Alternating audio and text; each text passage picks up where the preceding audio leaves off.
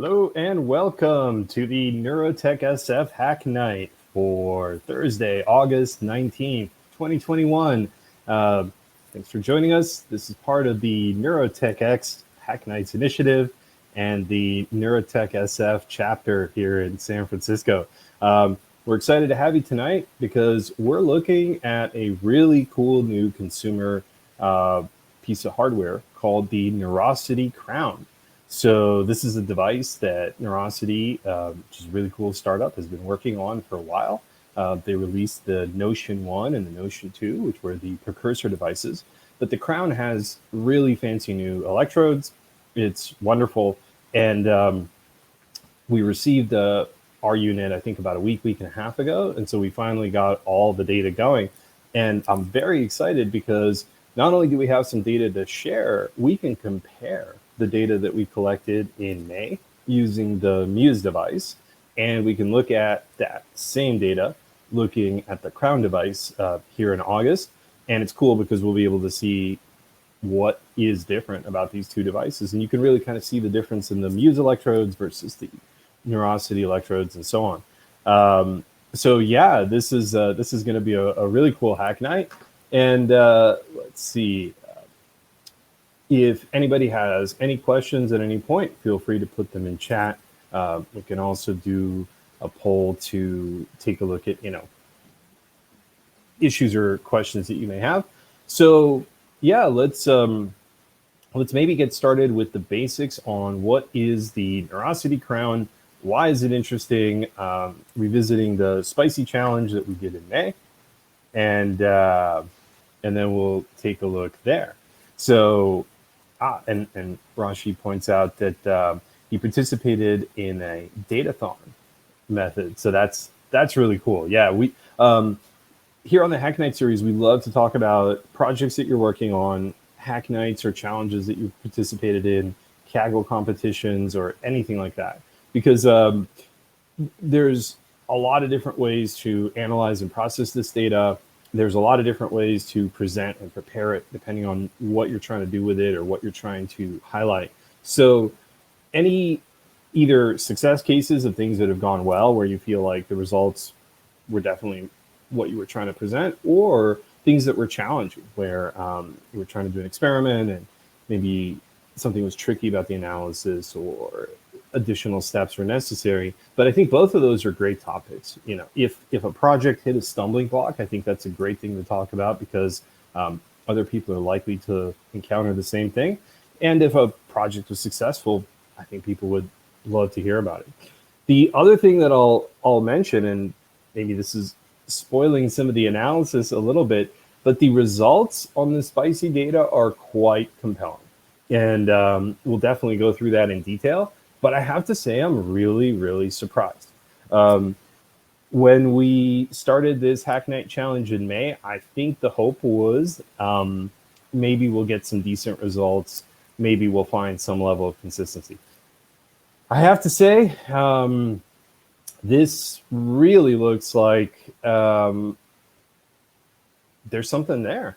And I think we'll talk about it in a little more detail, but on a personal level, I have to say I'm very, very, very surprised by the intensity of the brain's response to spicy food and the fact that it's really measurable in an EEG.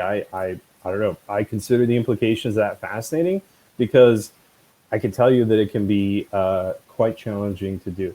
And for those that are watching the webinar, to give you a sense, we're having a very lively chat covering a topic that has come up before, but I think is definitely worth revisiting. And I could see easily being a topic of one of these hack nights, which is basically, hey, the empirical data modeling, or EDM, is a methodology that's getting more popular. So let's take a look at the links that were provided here. Okay, so this is a Python package that provides a EDM framework. And then this is the docs page for time series of observations. And yeah, absolutely.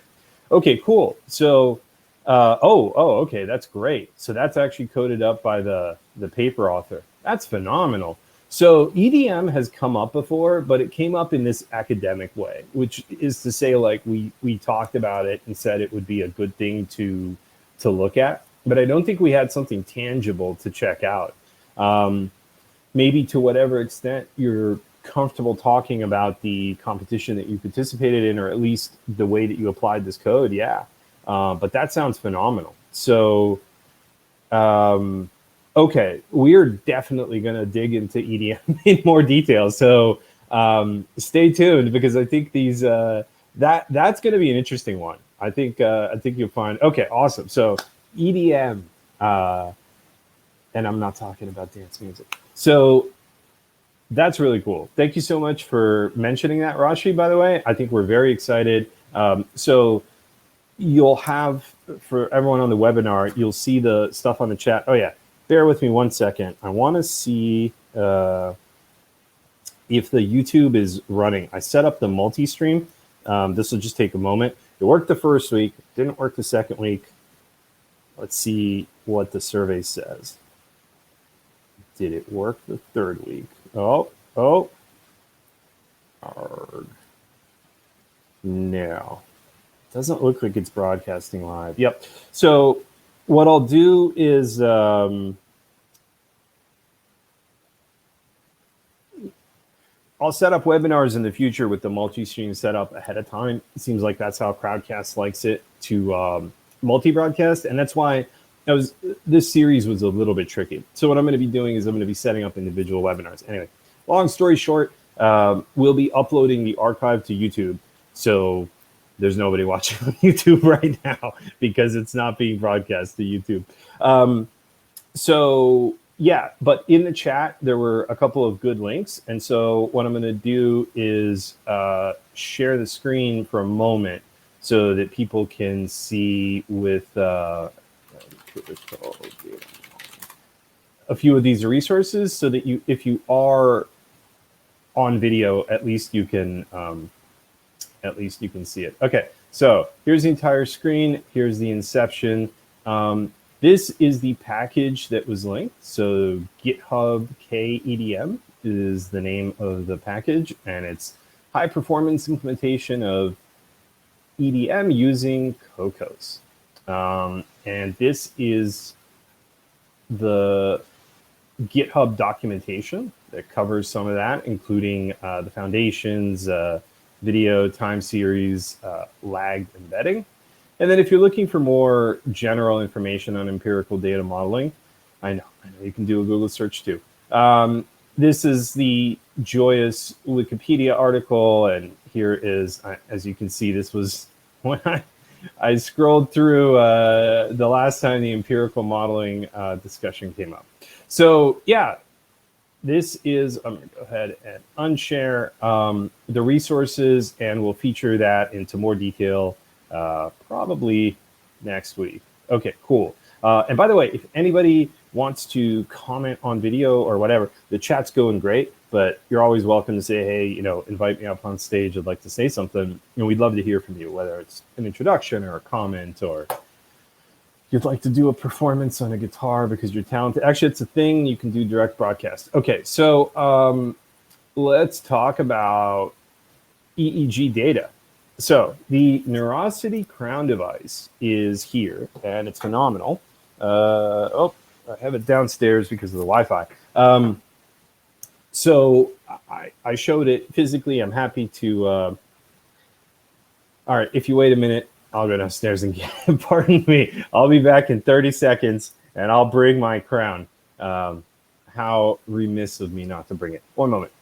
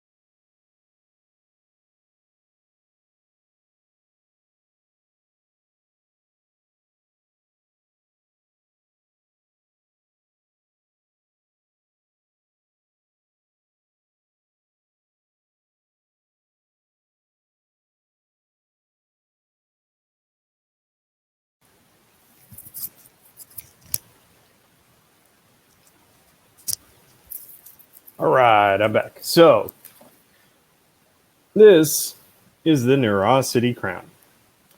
And it's not too large. You can simply place it on your head and start recording. It has these really nice active electrodes. So it has 8 of them. There's 10 in total, but 2 of them are used for reference and bias. And so, yeah, this is the crown. These are soft rubber. One of the things I can tell you is that having been using this for a week, it's remarkable how comfortable this device is. Most other devices sort of have a real element of discomfort or pressure because this has these rubberized electrodes, and because it's fairly light on your head. It's really surprising how easily you can put this on while you're doing other things and then take it off. So a really simple example is if you wear like a Muse for an hour, you're going to have this little crease in your forehead right here from that metal strip. That's not a big deal. Like, it goes away in like an hour or two. But if you walk around after wearing one for a while, you will have a visible crease. And most of the metal electrodes or whatever will do that. They will distort your skin or distend your skin, and it's just going to be visible. So from the combination of weight and the amount of pressure that's being put on your head, this is quite a bit less than what I'm used to. I mean, normally the electrodes get pushed down quite a bit so that they can make a good contact with the scalp and that they can get a good reading. None of that is the case here. There's no mechanical pressure on these electrodes, and the signal quality is great. Even so, I mean, basically I'm ending up with 2 bad contacts out of 8 in most of my recordings. So 6 out of 8 will get a good fit. 2 will typically have a poor contact, which means their data is going to be pretty bad. But 2 out of 8 for me is really not too shabby. If I can get good signal on 6 out of 8 and it's reliable and clean, that's still remarkable. With the Muse, oftentimes out of the 4 electrodes, 2 would be good, which was quite a bit of a loss because really then you might have 1 front, 1 or 2 back, and something like that was usually the case. So you really were, because it's a small channel count, so you're already down to like 3 or 2, which is not great. But this 6 is far more usable. So Wi-Fi. I have been hoping for a device that had Wi-Fi so that I did not have to be within 8 feet of the computer, and that really makes a big difference. With Wi-Fi, I was able to record from outside. This is one of the things that I wanted to try. I've never been able to do an EEG experiment outdoors. And I was just wondering whether like the nature sounds, the birds, the background noise. I live near Livermore Airport, so there's a lot of planes flying overhead and such. So, I mean, I was imagining that if I was sitting in my garden with the eyes open, that the data would be quite a bit noisier than if I was sort of sitting in a quiet room with my eyes open doing EEG. So yeah, the fact that you could be outdoors as long as you're within Wi-Fi range and use this device to stream and record, I think that's really, really cool. So yeah, I mean, I know it sounds like I'm kind of singing the praises here, but from a capabilities standpoint, the fact that there's one device that does all this right now in 2021 that you can get, boom, $900, that's nice, because prior to this, there just wasn't. And yeah, I think so. Definitely you can come back to the webinar page. So like this won't go away when the webinar's over. You can return to this URL and see the whole chat history. And then obviously the video is going to be on YouTube in Amar, so you'll be able to go back and double check. Yeah. And then you can let's get here. Oh, you can close chat. All right, cool. So, oh, awesome. We have a question. Have I looked at the NextStem AI? I have not looked at it, to answer your question, but I would love to. I would actually like to look at more EEG devices. So in a box, I've got the Unicorn Hybrid Black. It's actually not in a box per se. It's physically right here. So this is from G-Tech. You can see the shipping box. These are the electrodes right here dangling loose. Yeah, these are the electrode housings. This is the rubberized part of the electrodes, and this is the actual, this is the actual Unicorn device. So this is what connects. So I would love to get the active pulse. I would love to get the Chris McKelly, who's doing the webinar showcase series, his company's cap. I would love to try that as well. Yeah. So I haven't had a chance to take a look at the next stem. However, let's take a look at what they might have. Let's see. Start answer. Okay. So I'm going to share screen. Cool. And we're going to do next step. So change the world with your thought. All right.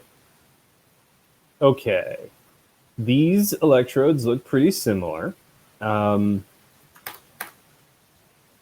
don't know if they're the same ones, but they look pretty close. So the Neurocity Crown, let me make sure that I pull up the right link. I think this is it. Yes. So these electrodes are made by a company called Datweiler. And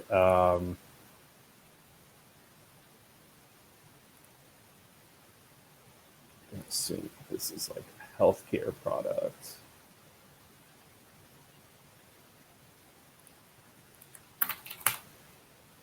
Yeah, here we go. The soft pulse electrode. So these are these soft pulse electrodes. And I think that there are more and more of these sort of rubberized electrodes, whether active or passive, that are hitting the market. So it looks like NextStem is incorporating some of these. I can see 4 electrodes in this array and maybe some to the side as well. And let's see if we can find the specs. All right. So I think there was like a learn more. Okay, let's do it. No, not the SDK.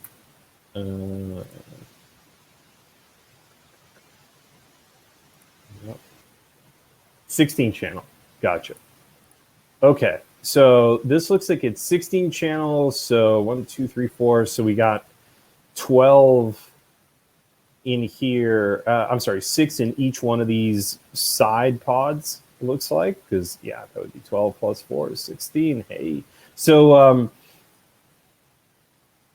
it looks like it'll have better coverage, but be a little more obtrusive. 6 hours sounds pretty good. So yeah, do we have a date? Let's see, do they say for the pre-order when they're expecting to ship? $600 intro price.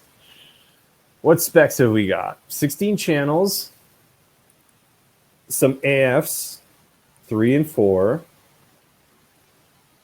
the C's, the P's, the T9 and 10. So you get 14 or yeah, I guess 18 channels, of which 2 references.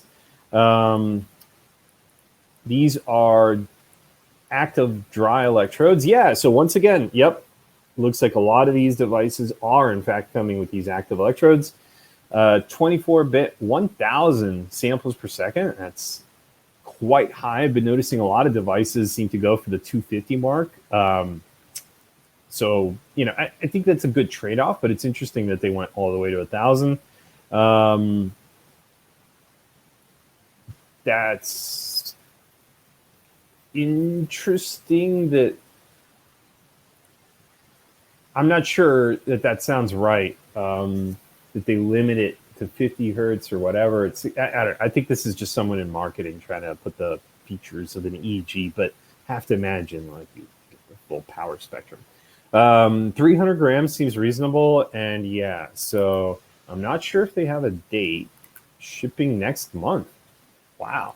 So yeah, holy moly. JM, do you know anybody that has a NextStem, or are you simply aware of the device and keeping an eye on it?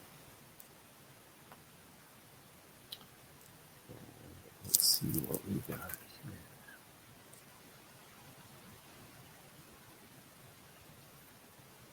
Okay, so let's take a look at the SDK.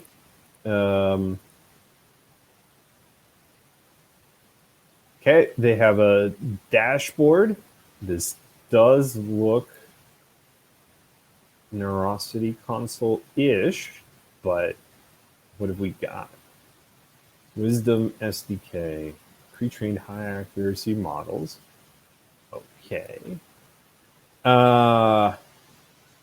Some nice latency. Wisdom algorithms. Okay.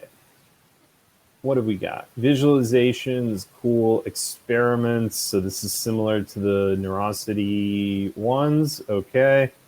Play with your brain. Yep. Yeah. Very nice.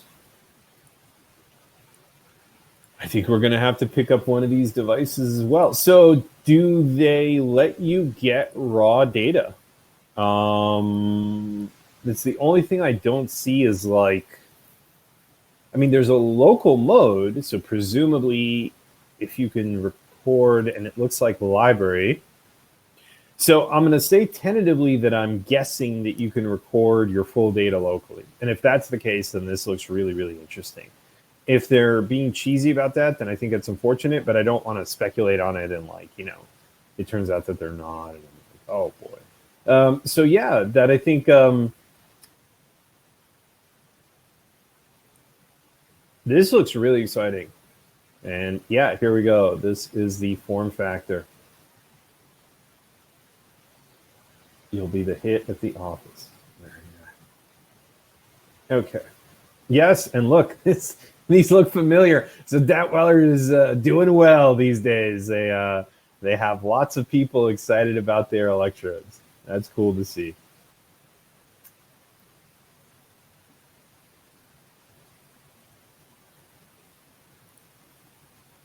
Yes, indeed, the Professor Xavier look. X-Men assemble. Okay, let's close the Inception view by turning off the screen sharing. Cool. Hey, we're back. Okay, so again, if anybody wants to ask questions, feel free to pop it in chat. And if at any time you'd like to hop on the camera, please say hello, because I'm like, no, I'm just kidding. So let's go on to the next thing. That looks really cool. I'm super excited about NextStem. I had not been. Cool, Rashi. You want to say hello? How come I don't see you on the? I have you on chat, but it doesn't show you on the webinar. People, hang on. Live now registered. Okay, cool. How about this?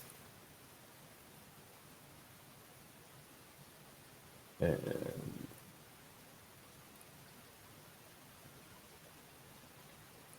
cool. Great. So, hello. Hey, Rashi. Hi. Good to see you. Hey, good to see you again. So thanks so much for joining us. Yeah, it's wonderful to have you here. Please tell us a little bit about the EDM project or what you found useful in the competition, because this is great. We've been talking about it really conceptually for a while, but it's wonderful to have you here to give us a little hands-on detail. Yeah, so there's an echo that I don't know how to turn off. Oh, if you're on your speaker, you might have to have headphones plugged in so that the speaker and the mic don't pick each other up. Okay. I have something.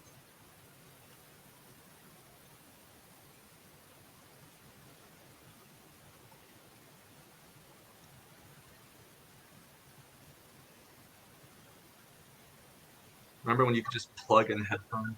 I know. Now Windows makes it very fancy for you. So, yeah, Rashi's here in the Bay Area. We first met at XTech 2017. It was really cool, and I got to see a bunch of cool VR companies there when there was back when we had conferences before the pandemic.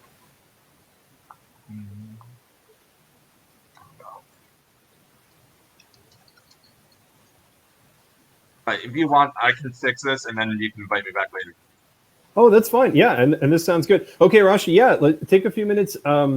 You can stay, you can just turn off your camera and your mic, however you want to do it.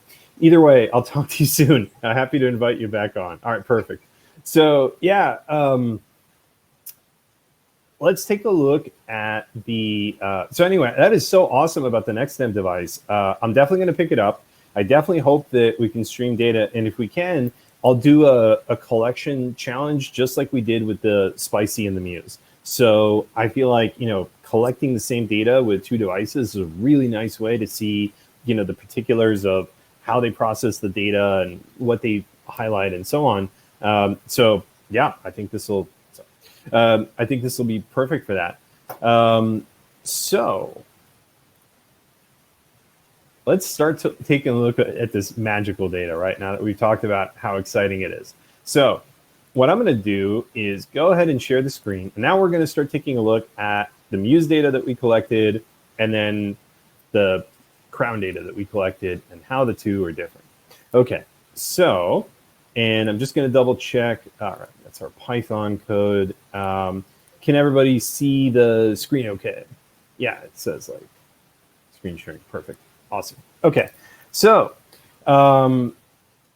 here is the data.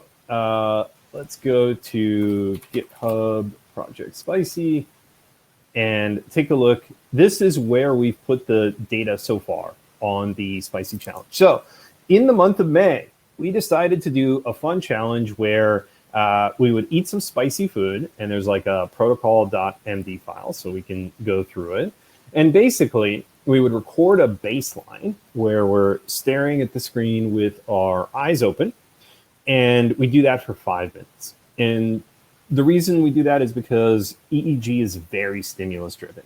So you might have a lot of changes during the course of the day in your EEG pattern and so on. But if we take a recording right before we try the stimulus and we make that recording as stimulus free as possible, that's a really good method, the baseline method. So what that says is what we're going to do is we're going to compare the thing that immediately follows with the thing that immediately preceded it so that we're removing as much variance in between these two things as possible. So it isn't like, you know, we go do measure and then you have lunch. We're just going to.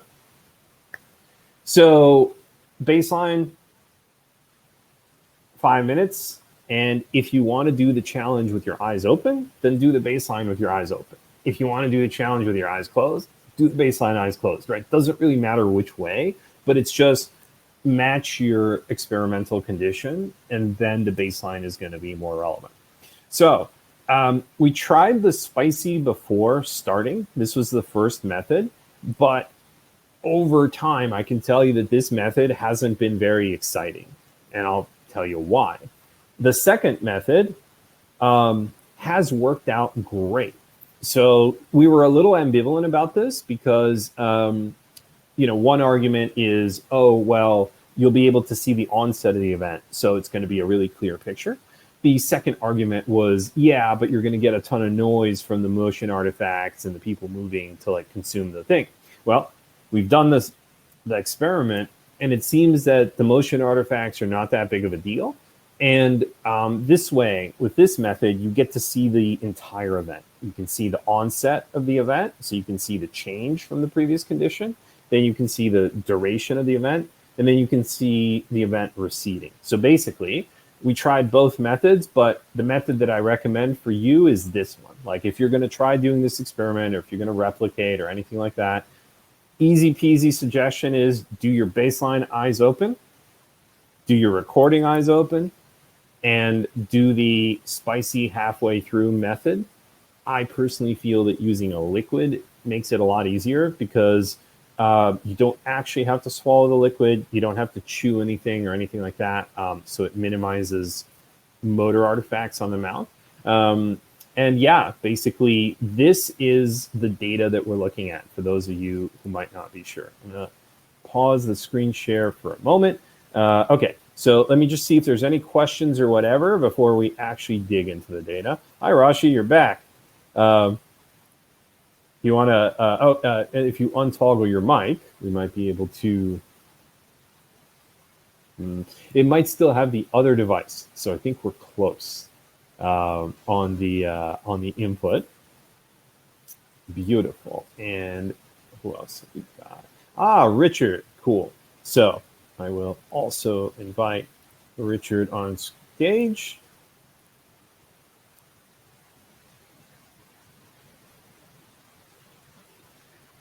We can almost hear you.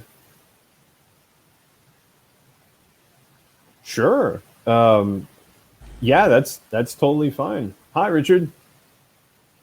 Well, how about this? I'll invite you, and then you're welcome to decide whether you feel comfortable chatting with us, but you've got the invitation either way, and you're welcome to chat with us.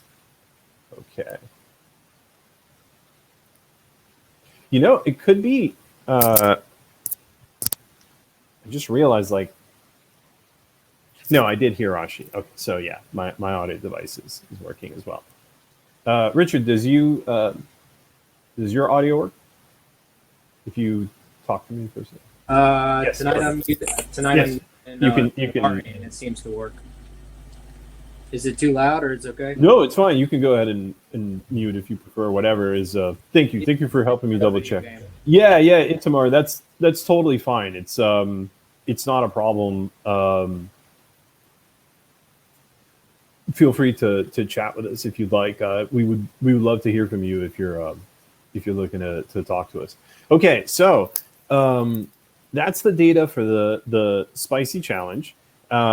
Let's take a look at what we collected with the Muse. And then we're going to take a look at what the data off the Crown looks like, and then we're going to actually look at the spicy data from the Crown. So I'm gonna. Are there any common electrodes, like the ones kind of like by the ears? They're kind of close, but I don't think the locality. This doesn't seem like a very localized phenomenon. So, like, source localization doesn't seem to me like it's a concern in this experiment. Now, I'm not saying that there isn't a lot of reason to localize, but in this one, if we're just looking for the response, I think basically some electrodes should see it. When I saw the thing for the meat tonight, I was like, man, the Muse is all the way in the front and the Crown is all the way in the back. Right. But the Crown isn't it interesting to like compare though, right? So how different is the data going to be given that, right? Like that's, I think the interesting part is like, okay, we know mechanically that they're different, but if the data is very different, we should see a big difference in the data. So I think that's cool. Is the most important thing that happens here around the ears, isn't that the processing for the ears? I think every electrode is interesting, and I kind of go by where am I getting the most interesting data, right? So like why one of the things that I always find very interesting is I feel like there's two methods to electrode selection. The first is conceptual to mapping, right? So hey, I'm trying to measure X. I know that the brain region that processes X is here. So what I want to do is put an electrode there and then do the experiment, right? So I know what I'm looking for. I know where I believe it's located. And then I want to have like a big montage of electrodes so that I can select from the one that's likely to be the closest to the location that interests me. The other way to look at electrode location is like, what if for particular applications, it really doesn't matter? And then in that case, like there are some things that the response might be hyperlocalized and that you're really going to see a big difference on one electrode, but there's a lot of things that aren't. I mean, the brain is connected, the brain is conductive. It's a bag of meat and salt and because I remember seeing these diagrams that are just a circular head, and then they have these ray traces across the head of what happened over like 10 seconds, saying it bounced Mhm. from then Yeah, declared. the network And that activation, right? The that is a very typical. And so what I would suggest is those are both useful ways to think about it. But I think that for a lot of the simple collection experiments, I encourage people to just go out there and try it. In other words, don't worry if the electrodes don't seem to be in the right place, and don't worry if it doesn't seem like they're going to capture what you want to capture. Just try it, because if you're right, you'll know right away. You'll look at the data and be like, wow, okay, there's nothing there, right? I can't see, it's totally boring. But if you do the experiment, you might find that there's a huge response, and then you go, oh, okay, well, I don't even like fumbling in the dark as I am with where to look for this. I can just sort of let the signal guide me, because if one of the electrodes happens to be in a useful place, you'll see that it responds much more than others. And if you see a similar response on multiple electrodes, you can probably infer that the phenomenon isn't hyperlocalized. So the most important thing we're doing with this is having a baseline versus a non-baseline.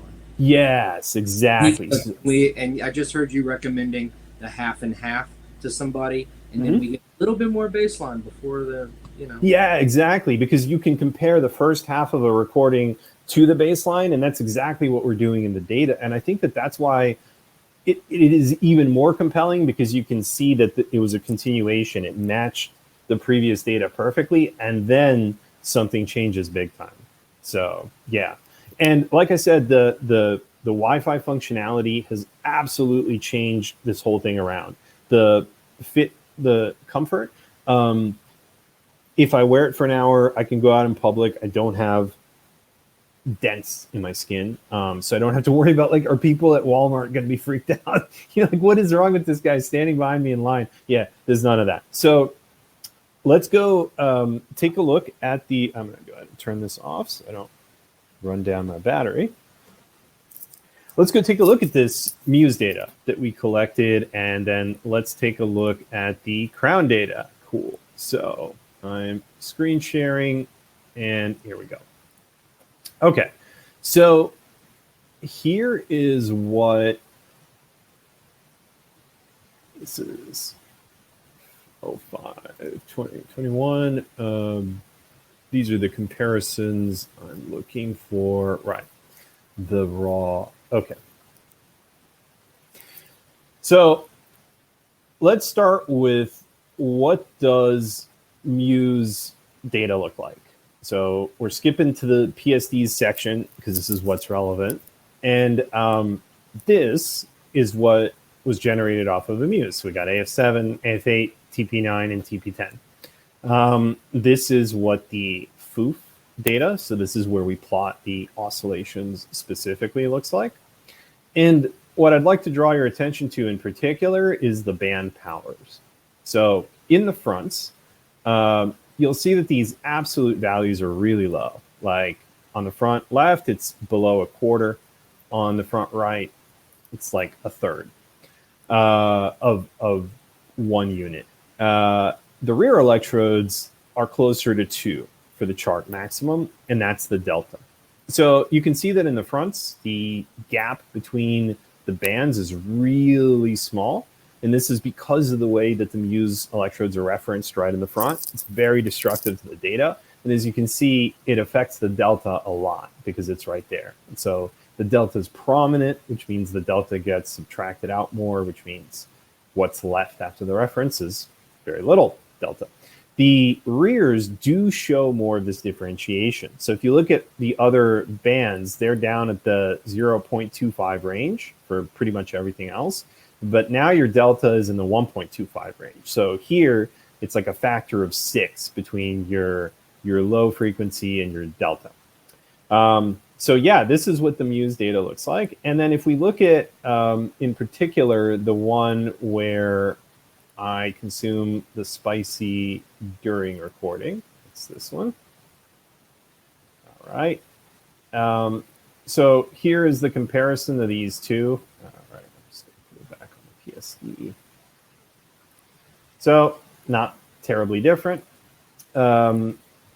If we look at the shape of this, also not terribly different between the two conditions. I mean, there is a little variation, but not hugely. And the powers are kind of where we start to see the big differences. So this is what it looks like on a Muse when you're consuming the spicy food halfway through. Here are the band powers for the baseline. So pretty much they all stay the same. AF8 stay the same. TP9 no changes. TP10 no changes. So in the baseline, we have very few crossover events. In fact, literally the only crossover is alpha delta on AF7, but AF7 is a little unreliable for me sometimes. So on the experiment, what we see is right around this is in samples. So this is at the 2 minute mark, 2.5 minute mark. You'll see that all of a sudden we start to see a spike in the delta, the beta, and the gamma. The theta really didn't show up on the Muse data. We'll visit this more. But we do see a little bit of a theta response on the TP10 electrode, right? So it's pretty muted, but it's there. And one of the things that's conspicuously absent for most of these is an alpha response. So that's the blue line. And usually alpha is very responsive. But in this case, alpha pretty much stayed where it was on all of these. And I'm sorry, the colors are throwing me off, but the green is the delta, the blue is the alpha.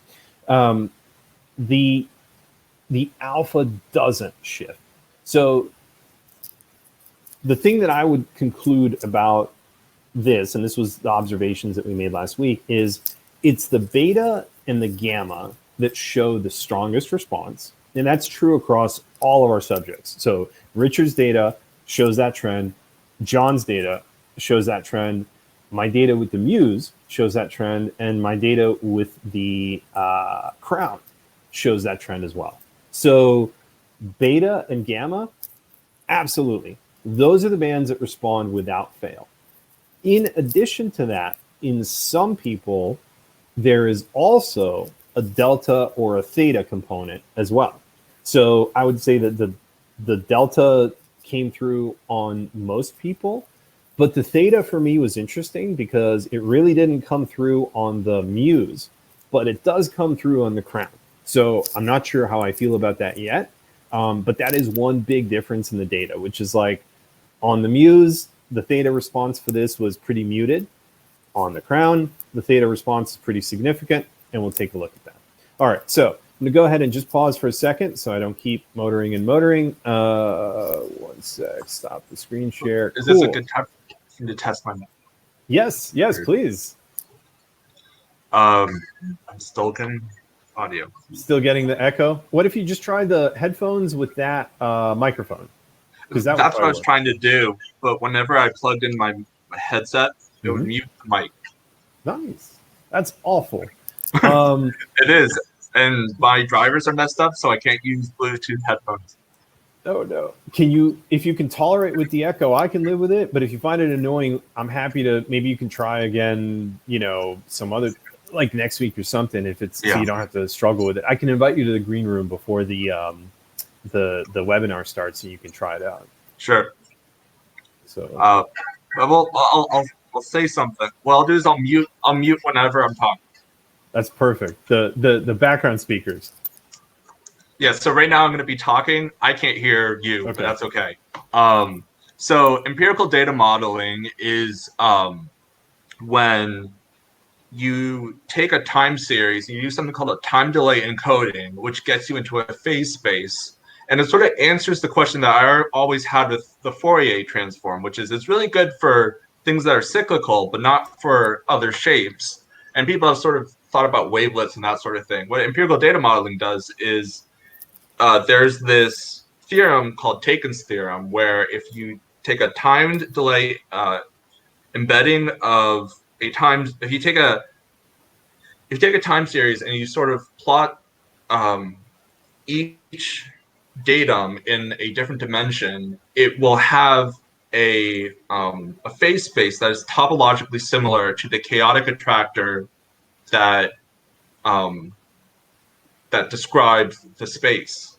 And what empirical modeling does is it allows you to take a time series and put it into that space, and then allows you to make predictions about what might happen in the future. But also, if you're certain that you have a complete chaotic system with no other variables, which I think about Eeg data as being that sort of thing, you can make causal conclusions about what happens about the relationships between the variables, because you have all the information in from Taken's theorem. And KEDM allows you to sort of dump it in your data, and it sort of outputs it, and there's not a whole lot of configuring that I had to do. And I made a very nice demo at this datathon that I went to, where I could actually see sort of how the EDM did for predicting sort of power usage going forward in the future versus like the model that it had. And it did significantly worse, but you could sort of see where it was coming from. And what was really interesting is that it allowed you to, the newest one, KADM, allows you to scale on the GPU. Mm-hmm. So you can, what you want to do is you want to try to get as high dimensionality into your data as possible to best represent the system. Mm-hmm. In previous implementations, you could go up to 10 dimensions and it was pretty bad. And I was able to get up to 40 dimensions. You were able to start to see some of these big overarching patterns.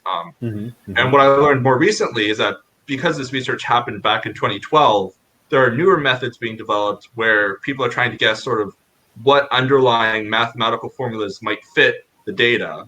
Although the author of the original article argues that no model is necessary, that the data is going to be the best model that you have, and that you can just sort of do a extrapolation of what might be near, what might happen in the future from sort of what's nearby, and that's where he gets SMAP, and that's where he gets a lot of his forecasting algorithms from. Cool. And are you able to hear me? Yes. Oh, beautiful. So Rashi, that was a wonderful explanation. Thank you very much. I'm always curious in sort of the application of these analytical techniques, in the sense of, would it be like a classifier, or would it do regression? Like what, in sort of machine learning terms, or is it just decomposition, in the sense of, what do you feel that analysis allows you to say or correlate about, like two EEG things that you would be difficult in the other way? Or maybe if we can come up with a hypothetical illustration of, like, okay, you do this experiment, you use EDM, and here is the type of analysis you might be able to perform. And by the way, I'm not like trying to press you on this. I'm just super curious about, how we might be able to apply it. Yeah. So, basically, the exciting thing is that I was able to take just a bunch of data and dump it into the algorithm. So I don't see why you couldn't just say. So what it does is it's really good at forecasting things in the near term, and it also is good at finding causal relationships between two things. So it would be really cool to have like a bunch of electrodes on your head that we know is pretty much an enclosed chaotic system. And then you can have a time series of like when a button is being pressed or some sort of stimulus, and it could tell you which waveforms are caused by the action of, let's say, me pressing a button, and it could tell you like which electrodes pretty commonly are caused by that action. So, and in external behaviors, what that looks like, I mean, because external behaviors, there's a thing going on in the brain whenever you do something that people could see. And in special education, there's a thing called an ABC chart, antecedent, behavior, and consequence. And so there's a direct, I think it's more aligned with that. You can find the antecedent, you can identify the behavior, and then you can probably get a hint at what the consequence could be. Right. And I guess it sounds like a way to like try to associate data with specific events. So like kind of like, let's say we had a time series and we had three things happen, like, a light flashes, a bell dings, and like their chair vibrates.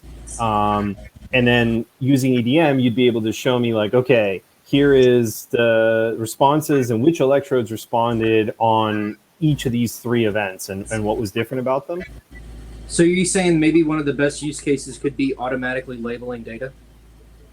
Right. Yeah, That's what I'm potentially. Hands off labeling? Yeah. Cool.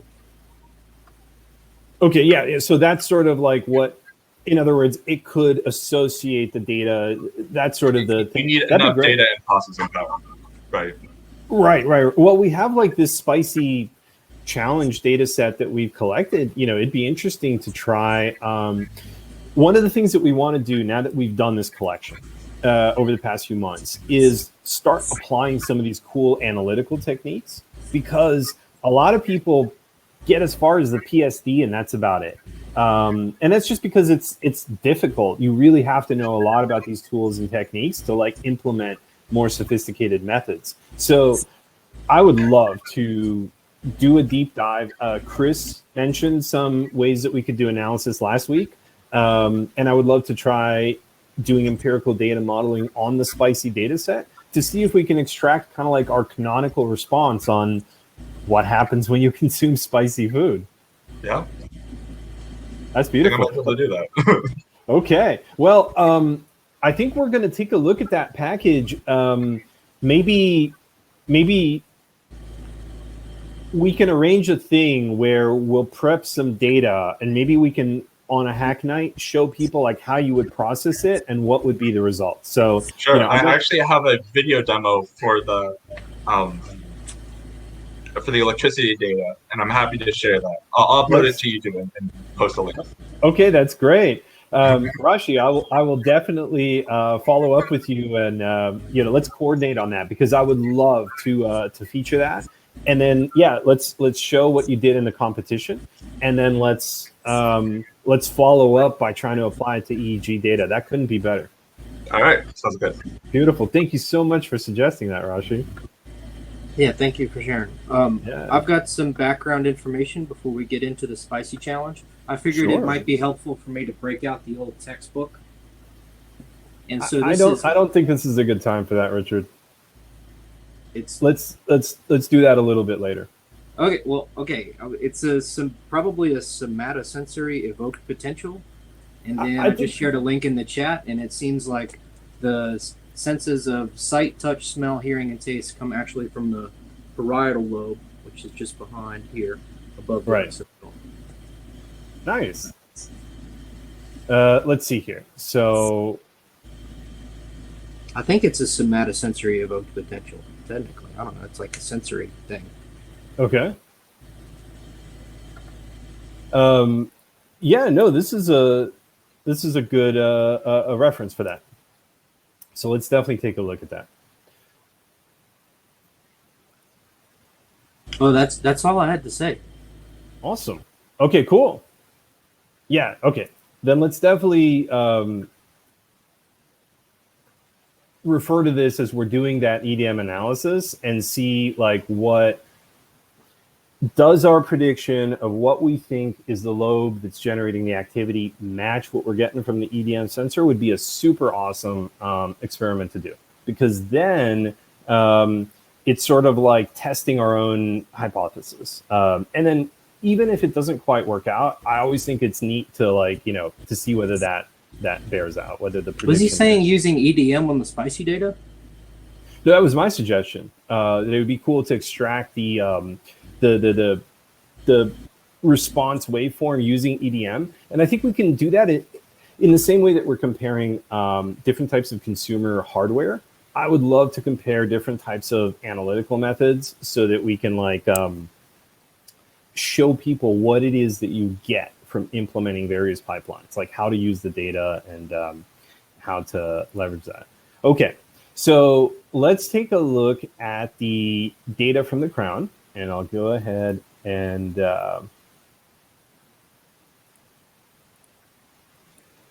take a look at sharing again. Okay, so we took a look at the Muse data, and we got a sense of what we saw in the 2 conditions and where was the response.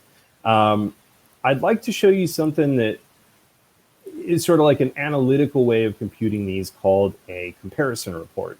So this is the comparison report that goes with these two PDFs, right? So the comparison report that captures these plots is this one.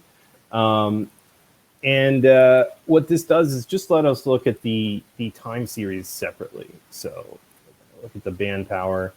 And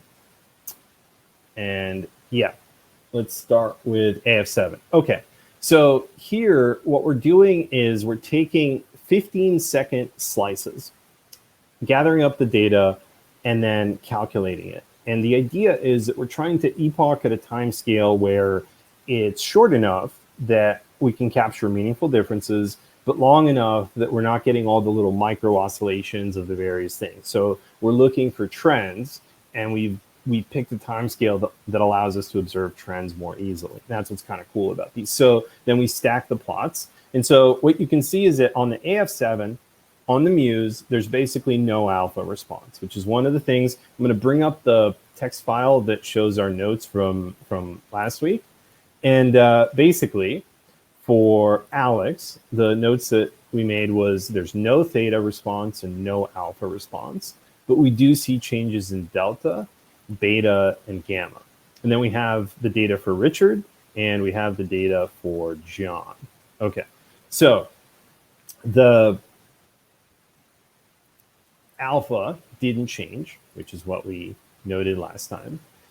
The beta did change pretty significantly. So the blue is the baseline condition. We do see some like shifting over the course of the recording, but the orange really shows a big shift. So it's below 0.8 for the first 2.5 minutes.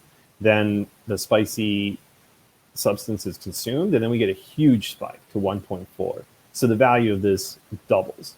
And it remains at that elevated level for 45 seconds, and then it tails off. So now we're at the 1 minute mark, 1 minute 15, 1 minute 30, kind of intensifies a little bit again, 1 minute 45, 2 minutes, and we're basically kind of like now at this new minimum.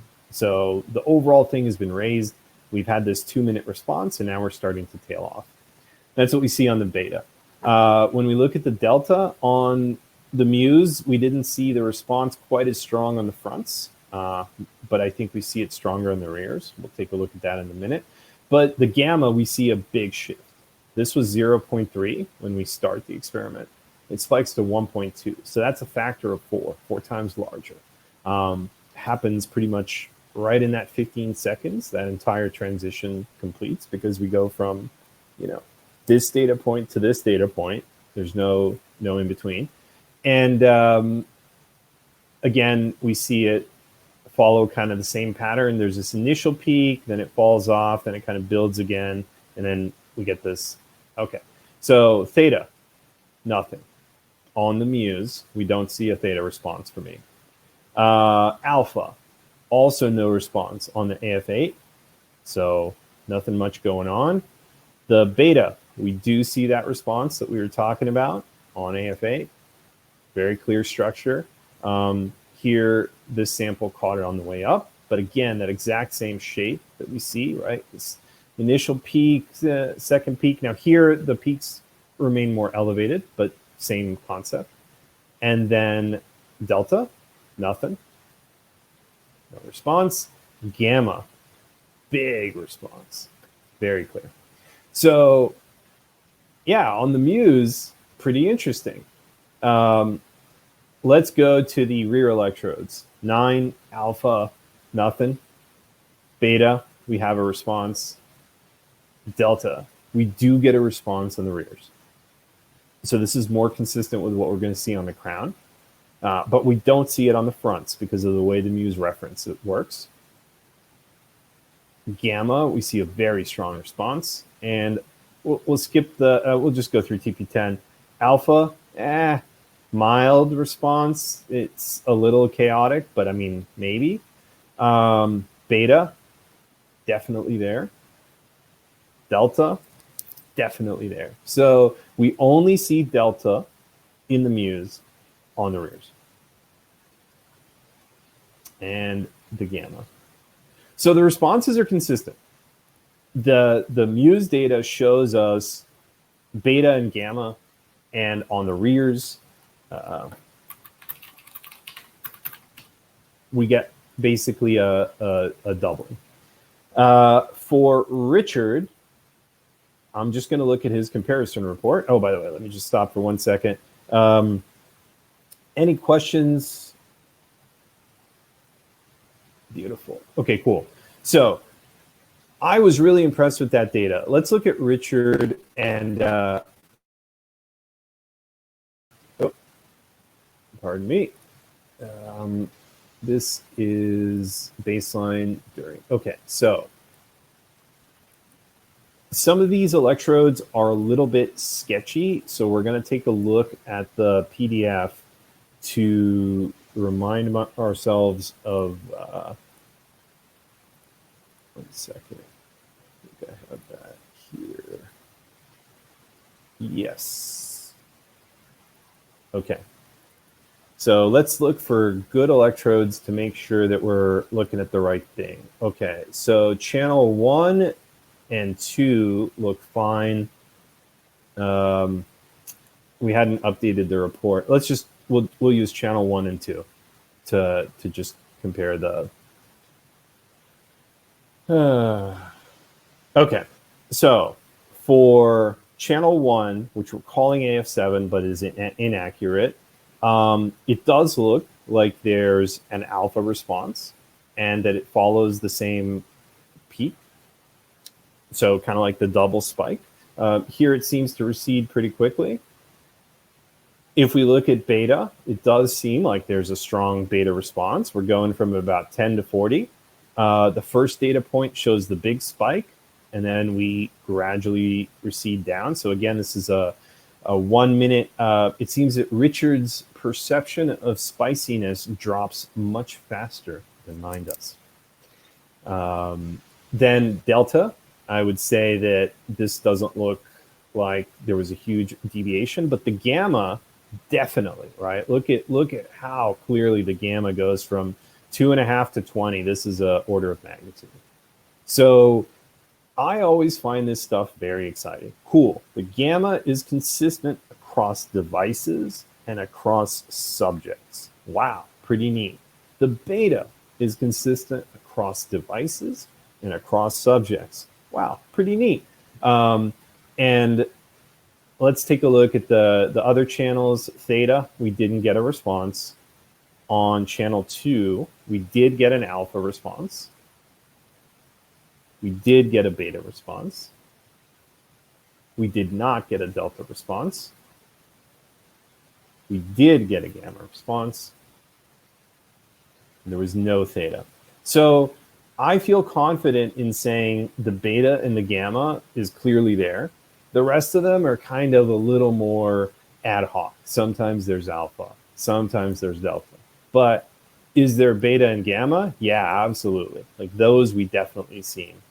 Okay, so let's take a look at John's data.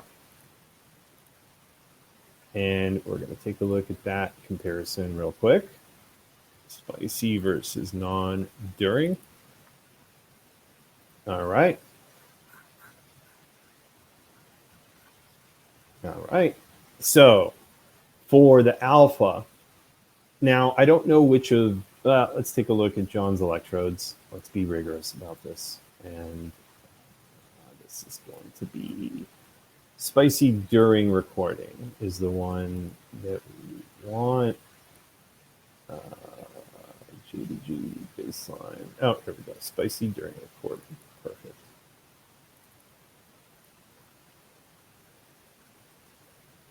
Yes, this is the one. So these electrodes look pretty good. We got 7, 8, 9, 10. None of them seem super noisy. Let's look at, I don't know, 8, 9, and 10 all seem decent. 7 doesn't seem like it has a lot of signal. These plots say we're going to see an alpha response on 8. We're going to see a theta response on 8, 9, and 10. We're going to see an alpha response on 9. All right, let's take a look at those. So 8, 9, and 10 are probably the ones to check. 7 doesn't show a whole lot of shift in the data. Okay, so we're just going to skip past 7 for the moment because we've got plenty to look at, and we're going to start our analysis with 8. So on channel 8, was there a little spicy activity? Yeah, it looks like we got some alpha activity, but not a whole lot, and it kind of settles in. It does follow the same shape, and it does seem to show the same kind of double peak. By the way, I'm just going to check for chat questions or anything like that. Cool, beautiful. I'm going to keep on rolling.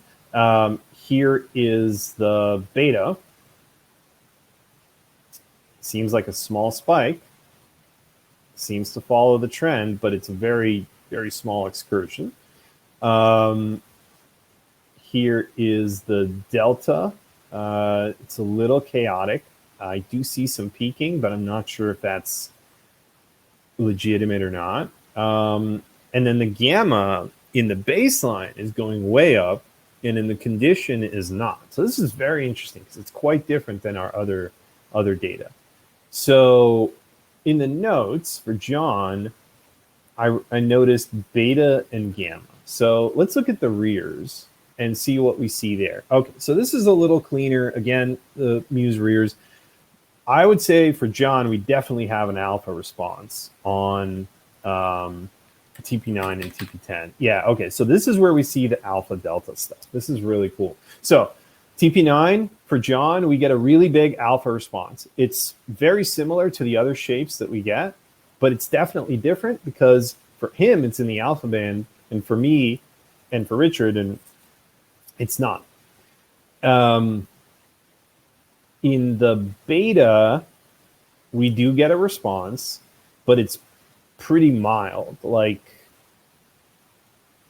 I mean, it's there. I think we can definitely see that this shape exists, but it's definitely not as pronounced as it is for me. So for John, he seems less sensitive in the beta band on this. In the delta, we see a spike. And in the gamma, we see basically no response. So with John, oh, I'm sorry, theta, we do see a response in the rear. Okay, so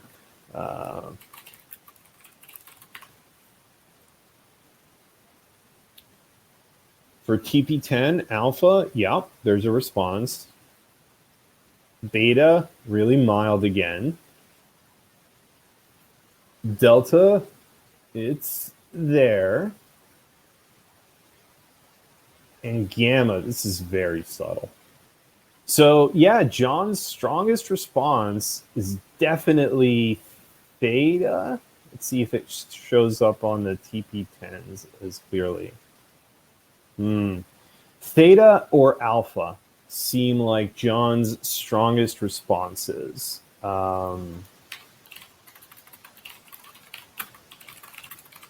So it is interesting, and I actually am glad that this happened because this is consistent with some of the stuff that we've seen in our experiments, which is that a lot of times people will cluster into sets of responses. So if we did this study with 30 people, we might find that in the responders, there's 10 people that respond like Richard and I do.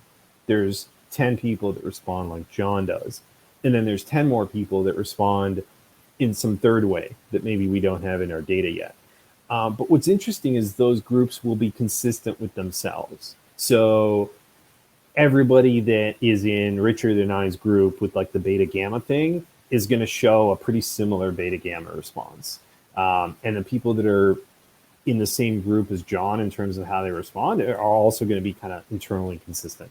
So it is interesting to me that we got a little bit of this, like, you know, group distribution in this because we see it a lot in our own experiments. And the way that I would describe it is, you know, my hypothesis is that we have a few different configurations or brain types, and you know, that there's a possibility that there's some level of kind of like compatibility or, you know, confluence there between people of a similar configuration. So it's definitely one of the things that we look for.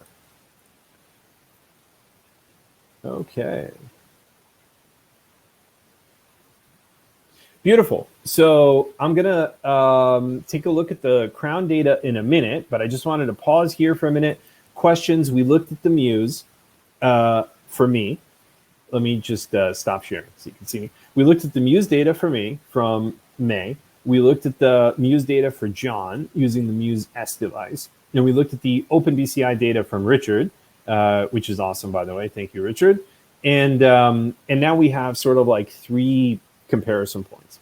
So the next step is looking at, okay, what is different about when we collect with the Crown and the PSDs and so on, but also what do the comparisons look like? And but just any question about the PSDs, the different devices, the people involved, or the fact that we got some slightly different responses for Richard and I versus John. Okay, cool. So feel free to ask any questions. Let me just double check. Cool. Let's take a look at that.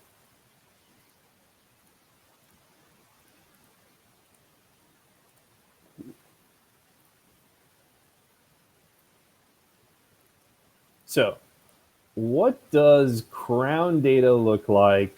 I don't think I have a, all right, 1 second. I'll stop the screen share for a moment and I'll pull off Crown zip. We'll open up the PDF and we'll take a peek. All right, so first thing that we noticed with the Crown is compared to the Muse, because of its high signal quality, it really picks up AC noise significantly more.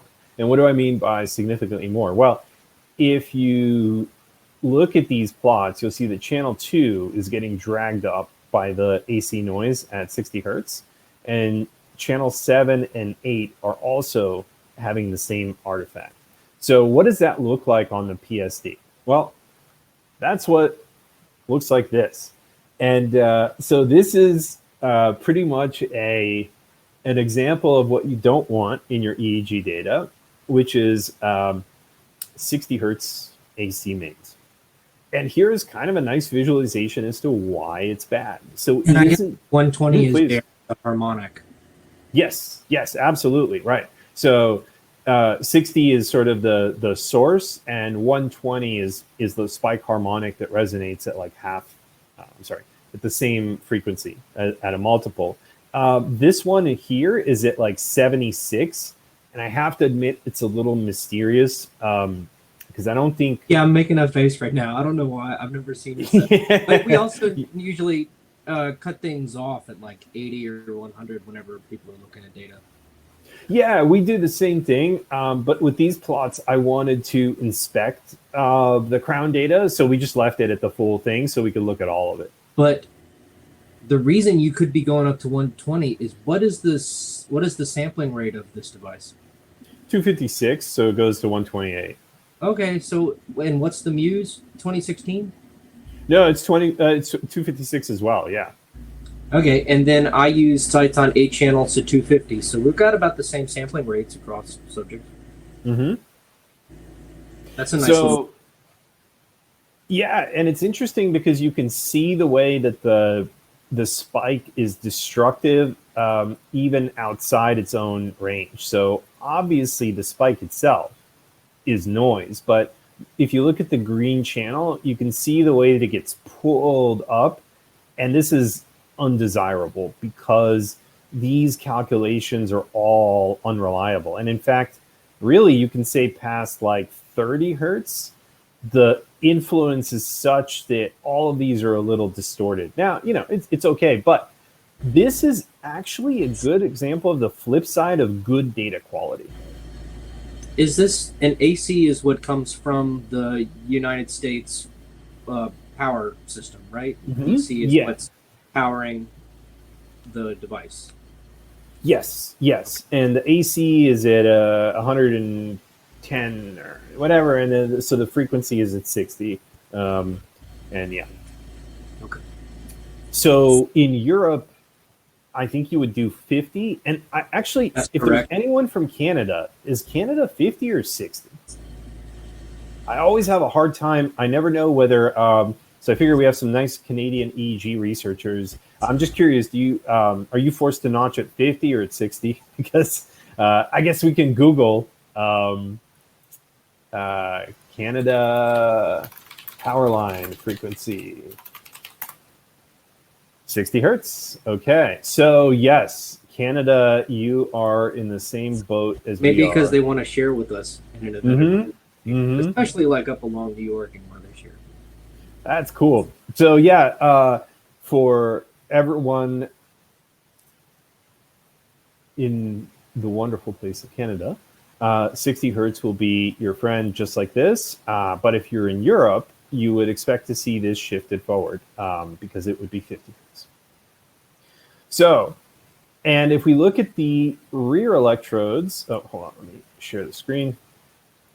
If we look at the other 4 electrodes, we see there are kind of 2 channels that are more affected by the AC noise than the rest. So this is something I've been kind of noticing, which is like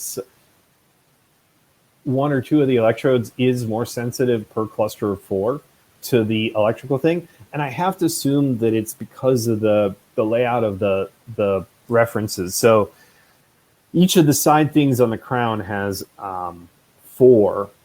And so probably the 2 rears have a different, reference distance, and maybe they get affected less, and maybe they get, more noise. So we're working on fixing the labeling so that we have names, but it'll be interesting to see which channels are kind of more susceptible to AC noise. And yeah, so when you have these kinds of artifacts, it makes processing the data and interpreting the data a little difficult. So this is basically what it looks like when we finish processing it through M&E's notch implementation. So here it is with the AC notched out. And the biggest thing to point out is you're not getting this destructive dragging up of the signal on 3 out of the 4 channels. Interestingly enough, the blue channel here is still influenced by the presence of the spike. So in this case, the green, red, and orange all follow a very similar trend, but the blue still is getting some of the electrical artifact from the AC. And over here, we see a very similar story. The green channel, which probably is looser, and isn't getting a good contact, but the green channel also is kind of like on its own, the same way that the blue channel is up here. And the other electrodes follow the trend, but here, the orange channel is being influenced by the AC a bit, and maybe the red is too. But the blue is fine. So you can see that like there is an element of like, oh, okay, power lines do affect readings. And if you want to know why the neuroscience standard is to kind of like look at the 1 to 40 hertz range or 1 to 45 hertz range or whatever, I think this starts to give you an idea of why. There's multiple reasons. First off, you get to avoid the notching issues in North America. Second, you get to avoid the notching issues in Europe. And third, the quality of the lower frequencies is more reliable. So kind of like the higher the frequency up you go, the more you're losing the signal. So there's just a lot of reasons. In the end, gamma tends to get ignored a lot because gamma is closer to the bands and the parts of the spectrum that create noise. I do think that's unfortunate because like here in these experiments, you can see that the gamma was one of the most responsive. So I think it's worth, I'll make an argument in defense of gamma and saying it's worth the trouble to include in your data and to analyze in your data, even if it's a high frequency. So with the crown data notched out like that, we can start looking at the PSDs, which is cool. And we can also take a look at the comparison reports. And this will be kind of the last part where we dig into that. So let's take a look at a baseline with the crown. And I'm just going to make sure, cool, everything good. Yep. All right.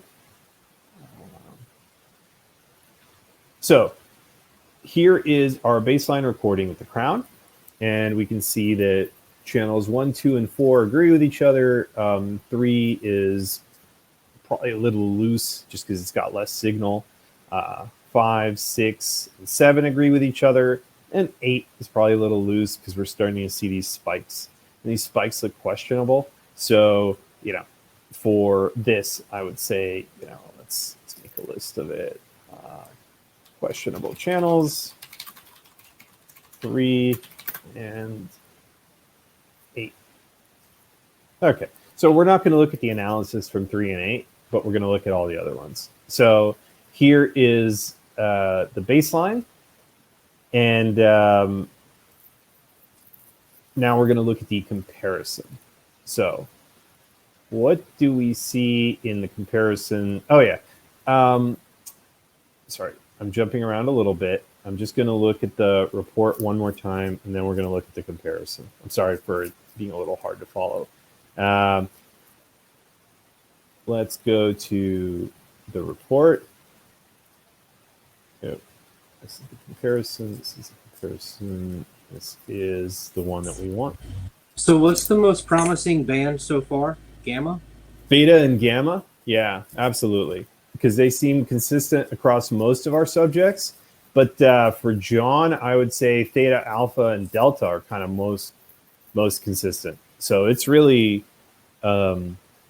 interesting that there's this much variance. So here's the band powers that I wanted to show you, which is because the crown has better signal differentiation, you really start to get a lot of spread between the channels once you go past the baseline condition. So like in the baseline, these are still interpretable, although these, you could start to say the scale is so significant in the distance that, you're losing detail. But like 4 is readable and so on.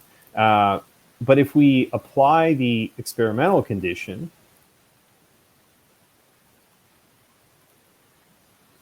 what we're going to find is, look at how much these charts change. Now they really start to get hard to interpret. So these might seem like subtle things, but if you're working with multiple devices or you're doing multiple experiments, the level of signal quality, where the response happens, you're going to have a lot of these device-specific quirks.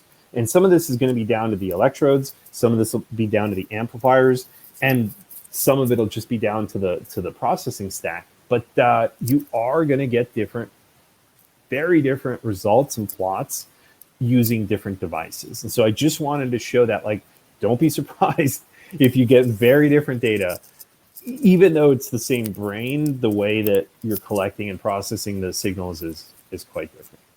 Okay, so now let's declutter this a little bit and just look at the crown comparison between the spicy and the non-spicy condition. So this is rerunning the experiment that we ran previously, but now we're doing it with the Neurocity Crown device. Cool.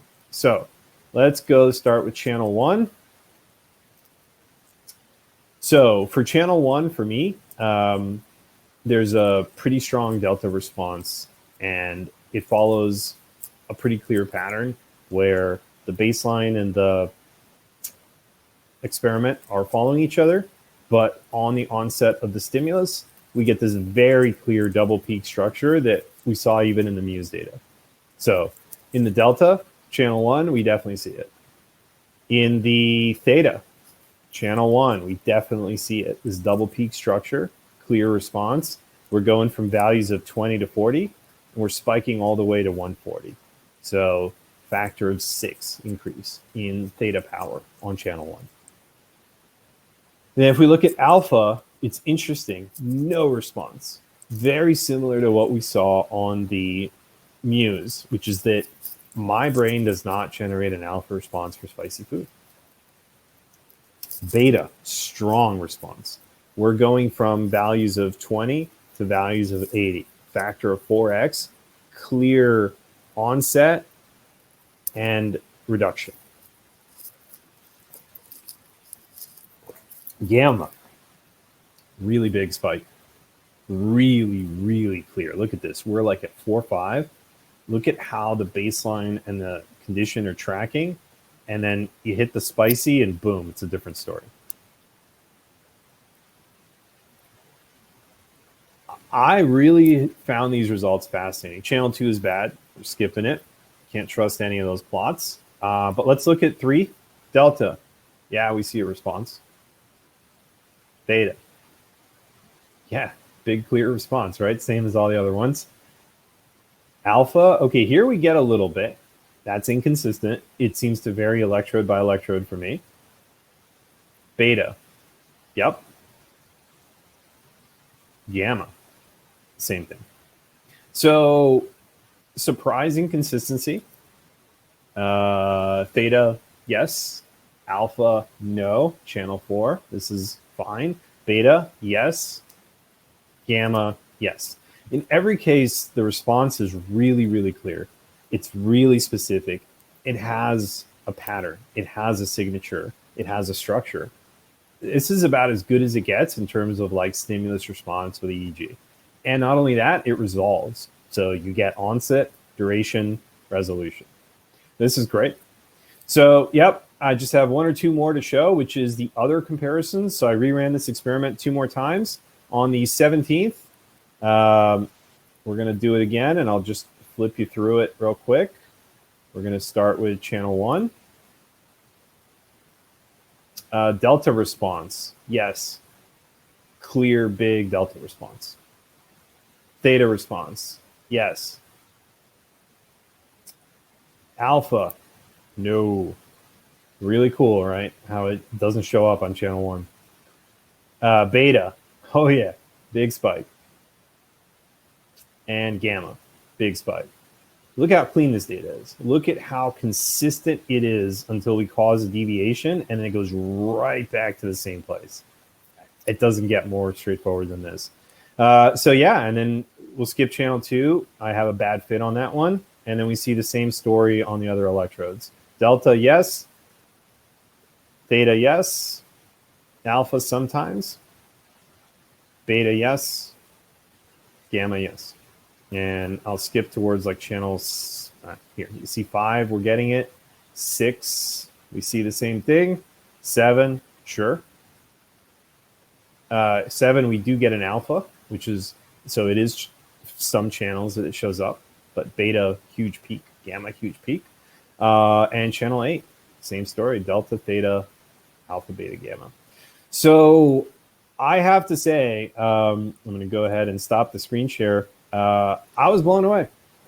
We've run this experiment like 8 times and gotten the same result like 8 times. And we saw the segmentation within the group that we were expecting to see. Luckily, we had like 4 or 5 people so that we had one person that responded differently from the rest of the people. And we have 3 different devices that we confirmed this on. So, I'm sorry, 4.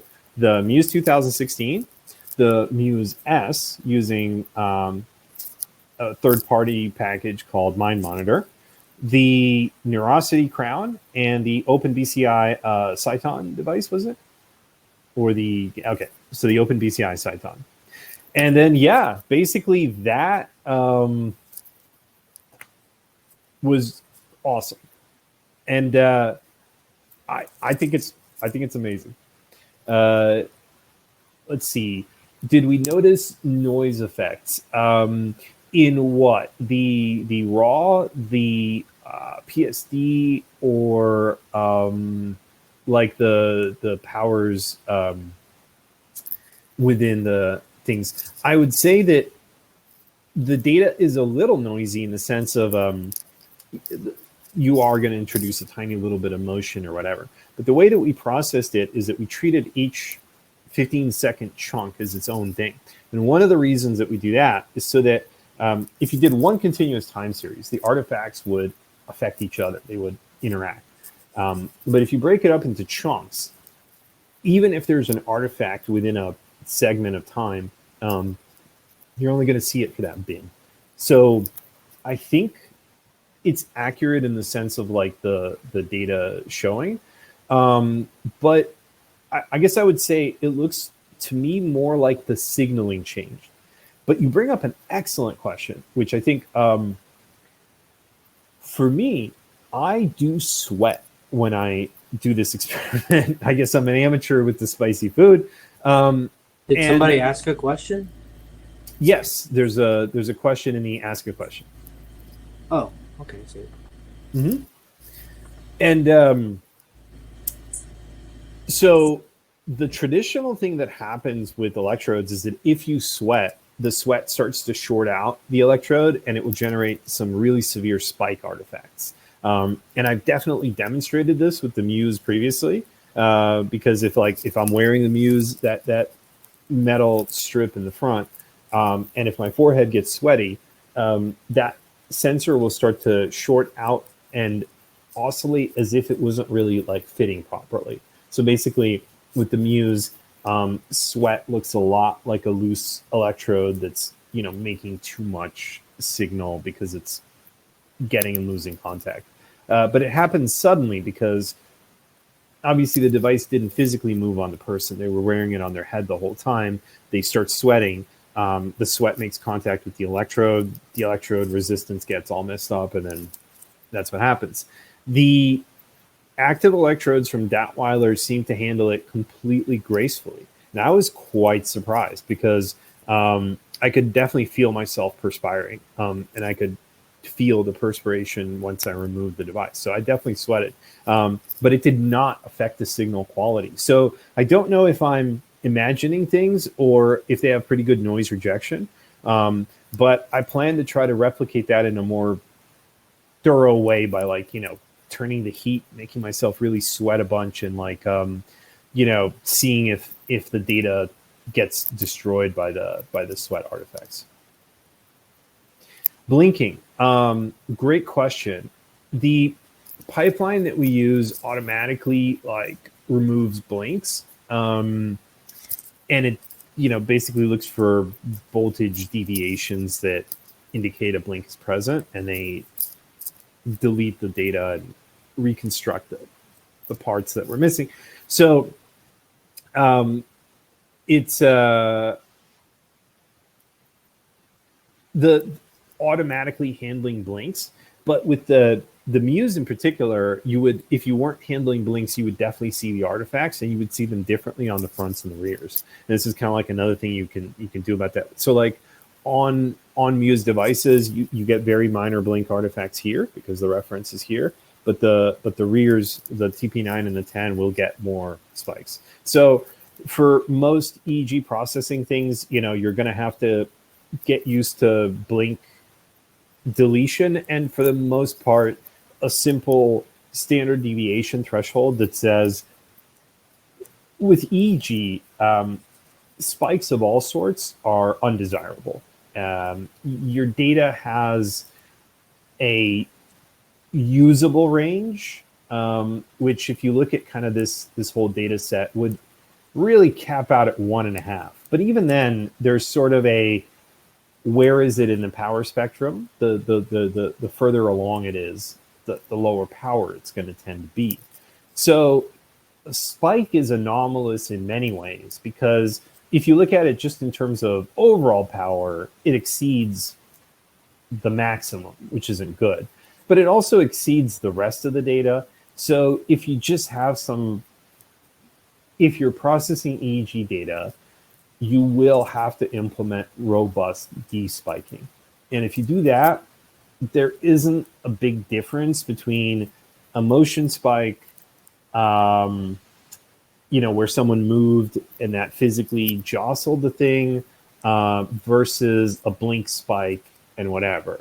Each artifact is going to be a little bit different, but ultimately they're gonna present as massive deviations from your data. So if you delete data that doesn't belong in the range, you can handle a lot of these artifacts. Now, the notching was a little more complicated, so we just went with M&E's notch implementation, whatever. But for the most part, despiking is something you're going to have to do in EEG. And if you implement it right, despiking can also cover most of your blinks. That's sort of my suggestion on that.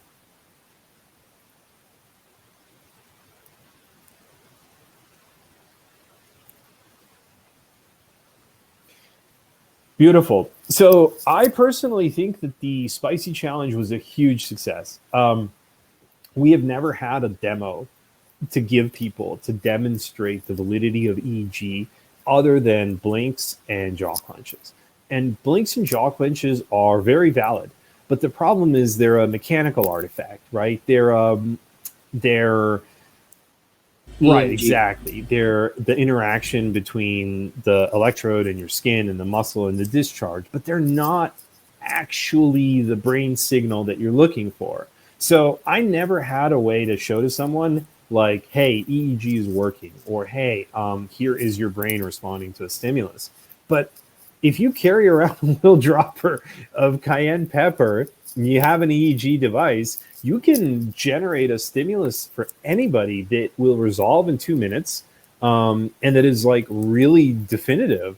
I don't know. I think that's one of the coolest like little surprise discoveries for me, because certainly when we started doing this collection, I really didn't imagine that we would get something useful out of it. Like I thought at best we would be lucky if we got some kind of response. But from what I can see, there's several takeaways that I consider really, really surprising. Like first, if you wanted to prove to someone that EEG is measuring things that are happening internally, it's hard to argue with a chemical that is being processed and digested with your body in such a way that it causes a skin response, right? It causes a heart rate response. So you know that it's really in your system. And now you can generate an EEG response with sort of a tolerable chemical, right? It's something people willingly do. It's relatively safe. It's short acting or whatever. So like you could really, I don't know. I think this is amazing. Like I think, for most people, I think the spicy demo is going to be one of the best ways to show them that, EEG really, really does something. And I think if you can get people to buy into the fact that this is legitimate, if you can get them to believe how true EEG is, it's going to change the conversation on a lot of things. Because I do feel like there's still a little bit of like show me when it comes to EEG. Like we are talking about all these amazing applications, and there are so many, but there's still this like, is there going to be something that brings it to people? Is there going to be something that makes them understand? No, I don't think the spicy is going to be it.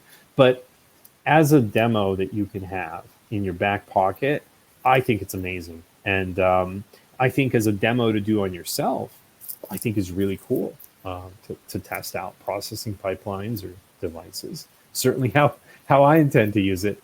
And then finally, I think we're going to try the next incarnation of the study, which is to vary the intensity of the spiciness and to see whether that affects the results. So kind of like right in this case, we had the baseline and the spicy, and we weren't modulating the spicy in any way. We were saying spicy is spicy, baseline is baseline. We want a contrast. We want the biggest contrast. Let's find one. Can I share my screen? Because I kind of got you've got. I wish we would have gotten to the bottom of this before we started, like the anatomical reasons for why we would try to detect spicy on the outside of the brain with EEG. And but I think that pushing the method of don't try to force yourself. Well, we got to consider what we already know first before we do more stuff. I don't think so. We're talking about hacknight experiment. This is actually an ideological difference that I have with a lot of people. And I really feel like, and I'm not trying to push back on what you're saying, Richard, because it's actually very standard. But the thing is, we don't need... I have to stop you right there. Good science builds upon previous science. So we're not publishing. We're not publishing. We're experimenting with BCI devices to collect data as private citizens, not affiliated with a university, not affiliated with an organization or an institution, not collecting data as part of an IRB or a study. Rigor is very important. But I'll tell you something I learned from InfoSec, which is applying rigor where it's not necessary is counterproductive. But no rigor isn't also good. But look, these are things for messing around. No rigor is fine. But please, let's. I would love to explore the method of what are we trying to find. Okay, but let's start with what we already know about what areas of the brain look at taste. And Nathan Whitmore, he is precisely correct. He postulated that you might also expect spiciness to activate the insula and parts of the pain matrix. And that's actually closer to the inside of the brain. And then here is this thing from Penn NeuroKnow, probably associated with University of Pennsylvania, I guess. And here is a really helpful diagram of exactly what's happening when we taste things. It goes from our tongue, through the cranial nerves, down here to the brainstem, and then up through the thalamus, which plays a role in sweating.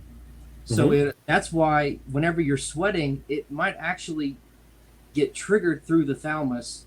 I wish John Griff or somebody was here to confirm this. It actually might, it's not that you think about being spicy and then you sweat. It's like an automatic response to the spiciness as and it like lights up part of your pain matrix or something like that down close into the thing.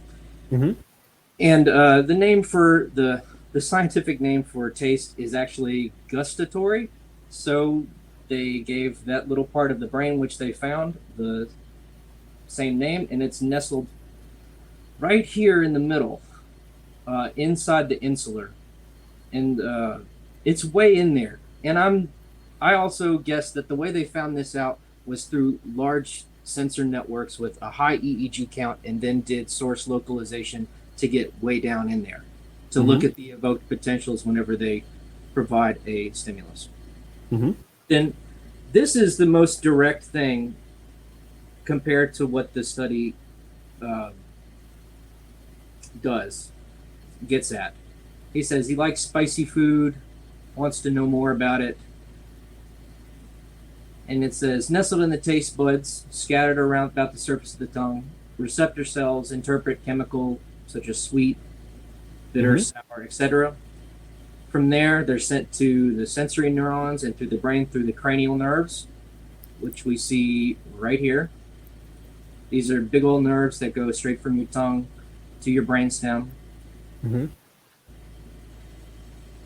And then spicy foods are detected a bit differently than other tastes, since these signals involve pain receptors. So there, Nathan Whitmore got it right on the button. And here is a really deep study. I looked up this paper, and it's really specific about pain receptors, and it has something to do with that.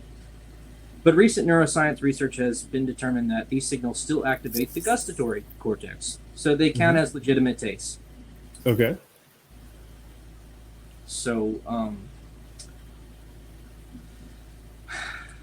it's in the middle of the brain in the insular cortex, and it probably bounces around a little bit on the outside, out here, which is what we're looking at. But without a high channel count, we won't be able to do source localization, and get right at the gustatory cortex to look at, like you were saying, extending the study between various different types of taste and various levels of spicy.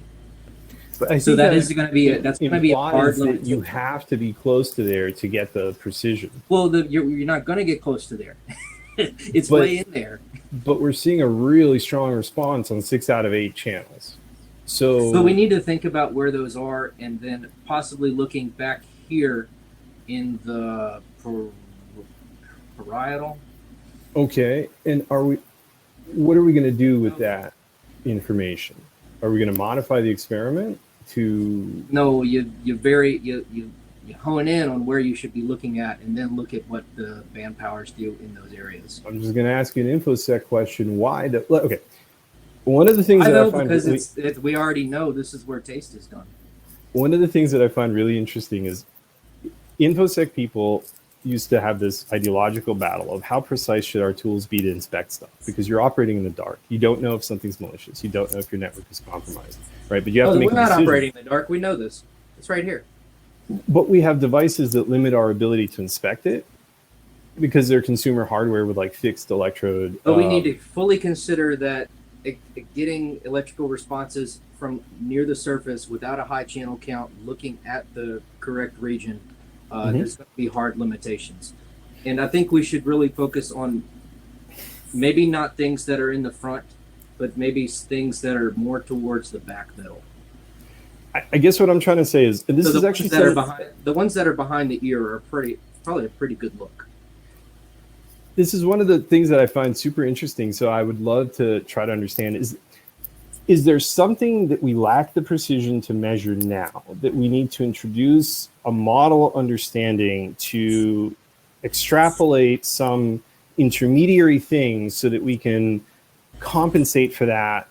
Is there some way that we're trying to apply our knowledge of the structure of the brain to the study of the measurements? Because I don't think we're trying to say we have to have, it feels like we're looking at this from like, what if we could only place one electrode? And what if we had to place it in that exactly doesn't the seem right possible spot? given this evidence right here. But why? You're going to get something, but it's not going to be much because this particular sense is really close down deep in the brain next to the brainstem.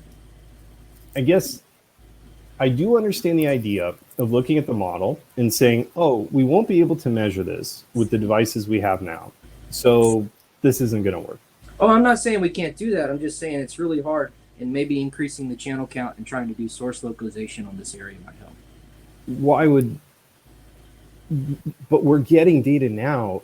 I don't understand. If we have data that we can interpret and we can measure and we can quantify, and it seems But why to be working. shoot a gun with your eyes closed when you could close one eye and focus? But like genuinely, what are we missing the precision to infer now that we need additional precision from a conceptual understanding of the brain structure? Because we're kind of guessing.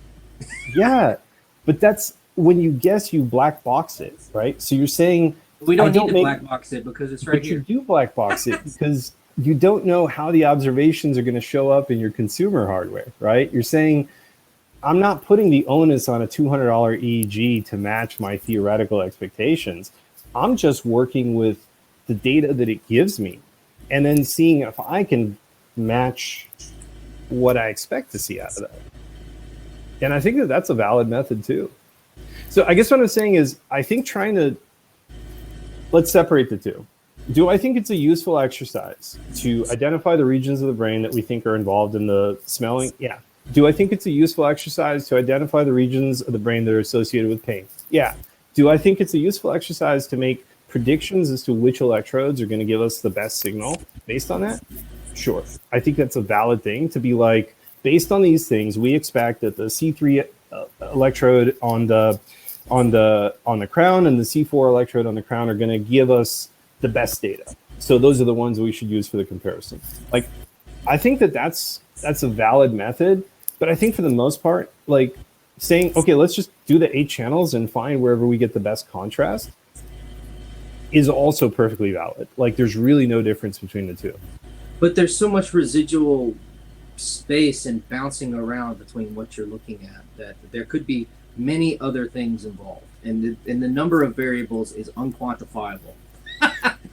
But in a weird way, when you try to take the deterministic approach, it's your responsibility to isolate all the variables. And if you don't, you're simply measuring the system in its state, right? So you're not, okay, one second. So you're Here's not a closer look. Here's a closer look at what they're talking about. There's even specific regions within that. Right. And they're all pretty nestled in there, man. It's pretty tough. But meaning you don't think that the data we're getting is real, or that's not what I said at all. No. I think it's possible that the brain. So, with the oscillation theory, right? When two regions of the brain need to communicate, they oscillate at a given frequency, and the oscillations that we're actually picking up are the communication between the brain regions.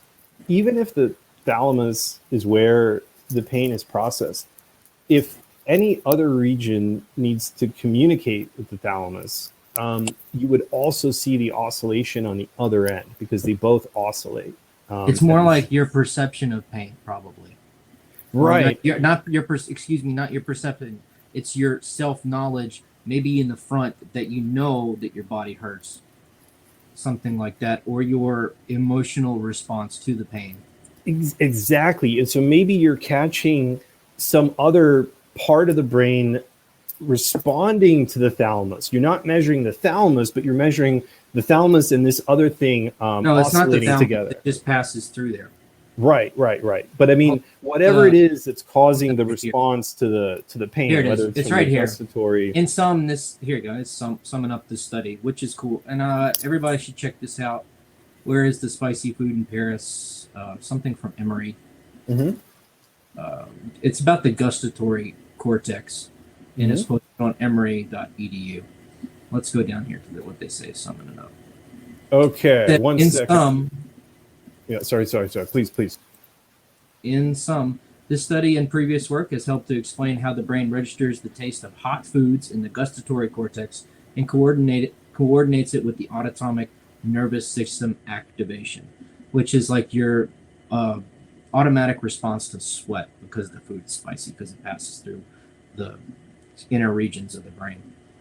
However, researchers only tested 3 taste sensations, and clearly there is still much work to be discovered about how the neuroscience behind gustation. That's not a full sentence. No, the editor needed to take another pass on that one. Future work will likely take a closer look at the connection between the ASG and MPSG, which are these really specific regions probably inside the gustatory cortex. So the sentence right at the end of that paragraph, possibly providing more insight into why some people find these mildly painful sensations more enjoyable than others. So even inside of this little gustatory cortex, there's stuff that's going on that differentiates between pain and pleasure, and how it would communicate with the rest of your brain, which is why probably why you're going to see such varied responses from subject to subject, which is also why looking at the gustatory cortex could possibly help instead of looking at the outer regions, because you're going to be looking at how people feel about the spicy food that they ate rather than detecting spicy food. And that's really what I need to say right now. And I think this study, this diagram right here is super clear. And then this is, published from a blog, even though they're having issues with their grammar, but based on lots of papers.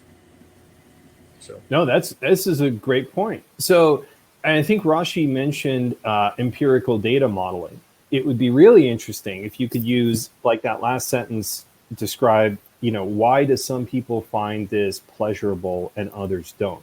Well, if you put those two populations, right, and you get their responses and you capture what it is that's different about the responses, presumably you could build a classifier that would tell you from the person's brain response whether they found it pleasurable or painful. What's even easier than that? Looking at valence and arousal. Just look at valence and arousal from the external electrodes when doing spicy food. And then that limits it right there, because you're not like trying to determine how spicy the food's. You're only looking at things that we know about that can be measured from the scalp with a handful of electrodes. And usually I'm big on trying multiple methods, because a lot of the times if you try multiple similar methods, exactly like you're talking about, like, hey, what if I just try to compare the amplitude of the spiciness versus the valence? Which one gives me a better prediction as to what I'm getting? And even then, I think it would be subject specific. Right. So that's why doing this sort of classification is very useful to see where you're getting the response.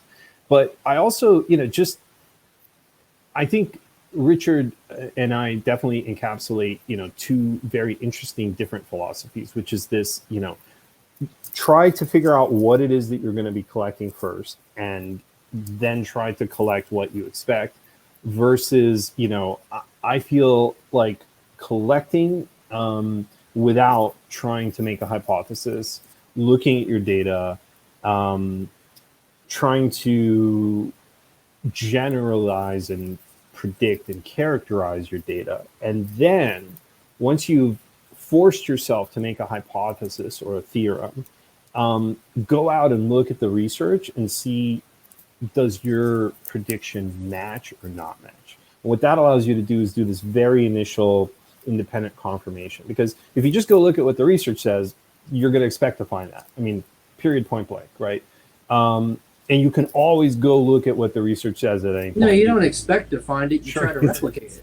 Right. So you've already made up your mind. You don't have as to have what you're bias. You look at what the previous research did. It influences you, Right, though, and right? then you do your best. If you go in with no expectations, you can't be biased. If you have no idea, if you have this like, yeah, well, I'm sorry, I guess it's a different. You gotta do background data first. It's a different approach. I right? feel like one is make a hypothetical destination and head to it, and I agree. Most people use that method. Another method is try to let the data drive you, and I feel that the upside of that method is that you can surprise yourself. Whereas with the other method, you can either find what you're looking for or not find what you're looking for, but it's more difficult to surprise yourself. So, how much you value surprising yourself. Hey, Itamar, I know you're asking a bunch of questions, but I don't really fully understand them. Sure, and I think he's talking about the using EEG to do these things. So can you use EEG for early detection of brain tumors, Alzheimer's, and they're working Parkinson's? on it very hard. Yeah, absolutely. And you can. Alzheimer's in particular, there's published research on the signaling changes that, let's see if I can find a paper. I think he asked these questions quite some time ago. I don't know if he's still around. Well, I think we can still answer them for anybody who's watching on the stream, or like these are valid questions. Let's give it a shot. I don't know what a risky tremor is. Let me look that up. Do you know what so that is? For Alzheimer's and EEG, let's see, did they find anything? I think tremors are physical. You're gonna see that. It's a muscle response. I don't know why you would use EEG for that. It's a thing that you can physically see. So detecting it is kind of, I don't know, unless risky tremor means something completely different. Okay, so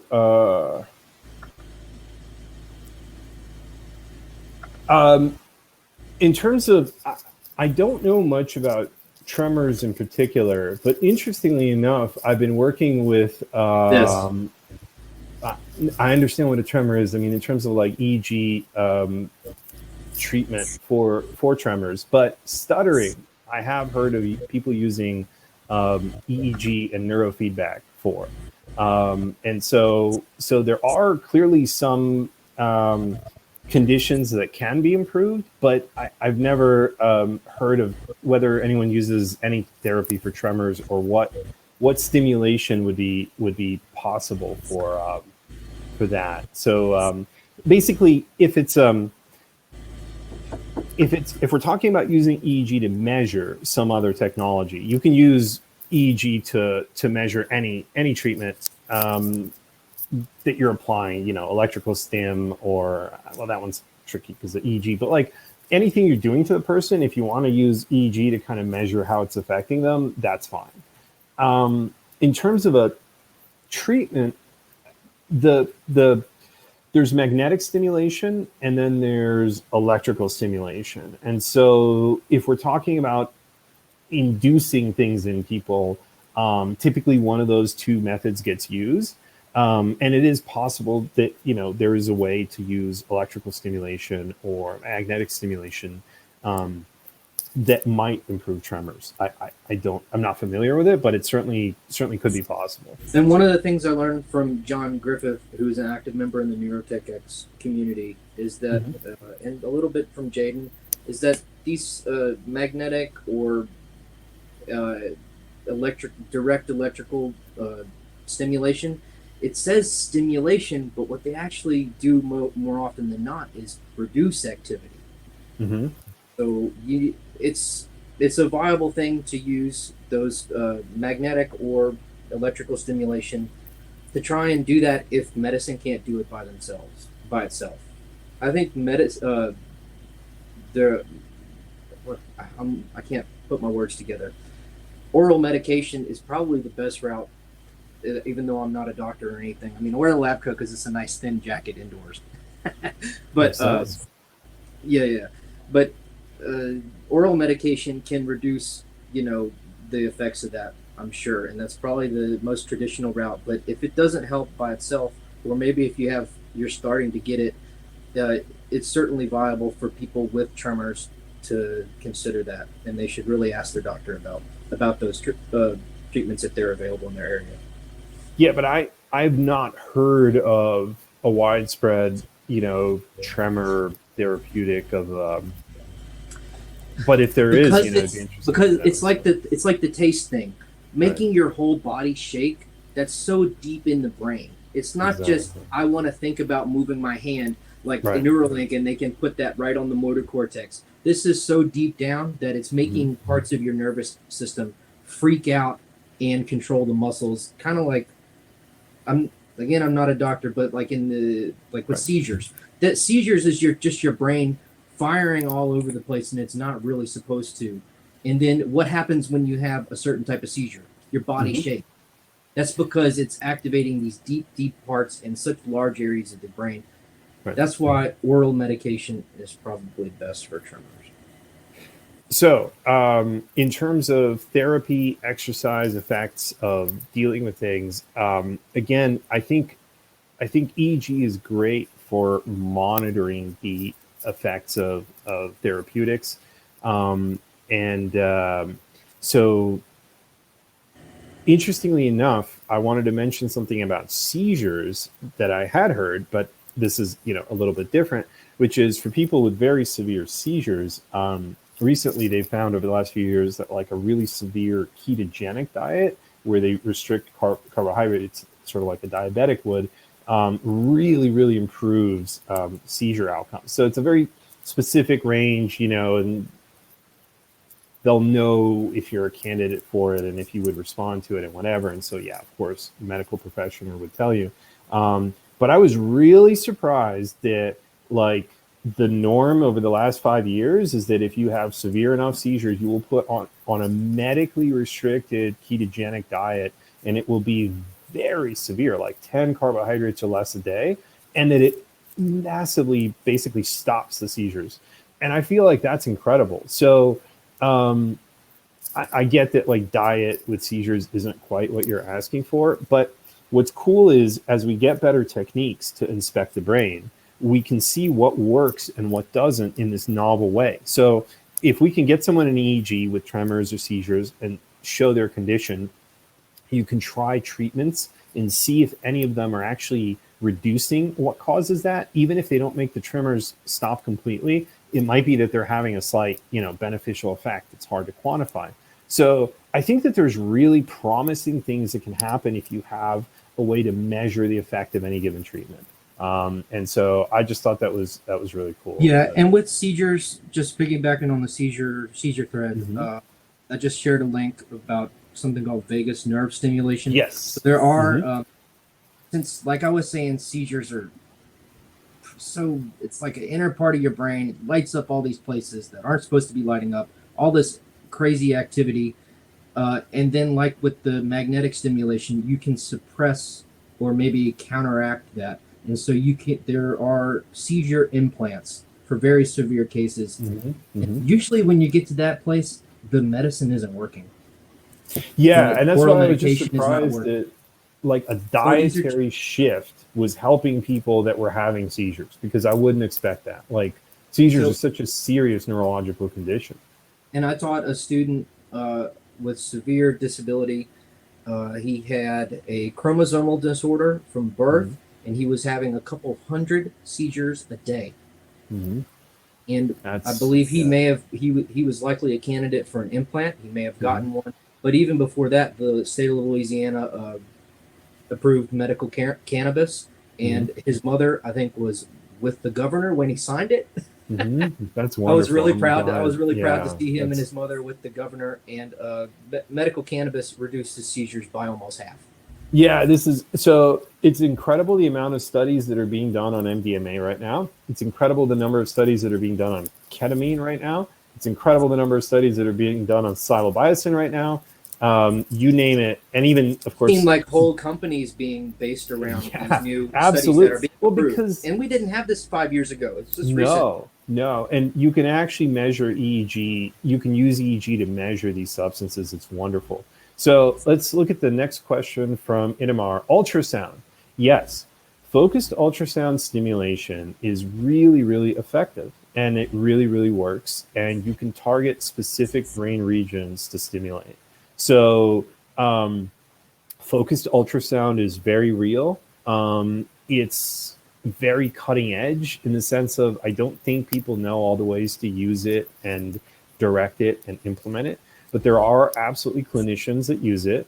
There are absolutely practices that will compared to apply it. Yeah. I guess compared to whatever the term is for investigative ultrasound, they just crank up the amplitude and it has to. Yeah, this is different. This is like an emitter, and it's focused, and it makes a beam that they're putting in a very specific thing, and they're trying to manipulate the brain through the sound, which I think the fact that it works so well kind of, I'm just going to brush on this topic, does for me kind of bring back that whole like, hey, should we be ultrasounding babies quite as much as we are? But I'll just say the fact that focused ultrasound works really, really, really well at stimulating and modifying the brain makes me a little more curious about the more traditional ultrasound. But I think like the traditional investigative ultrasound is probably a lower amplitude. And that makes sense to me how a targeted thing could vibrate something. I went to a concert from a man from University of Florida once, and they arranged like 10 speakers in a straight line. And he said, now everybody close your eyes. And then using an algorithm, you could hear the sound moving forward and backwards. Right. And they did that just by very carefully focusing how the sound waves collided in space. Right. Yes. And I think I would agree with that, except I would still say that I have more questions about regular ultrasound than I did before I knew how effective focused ultrasound is. Because, before I was just like, oh, ultrasound is sound. It doesn't do anything. Well, focused ultrasound really, really does do something. So I'm saying I think it's a little more interesting to consider, there may be implications for some of the other stuff we're doing. But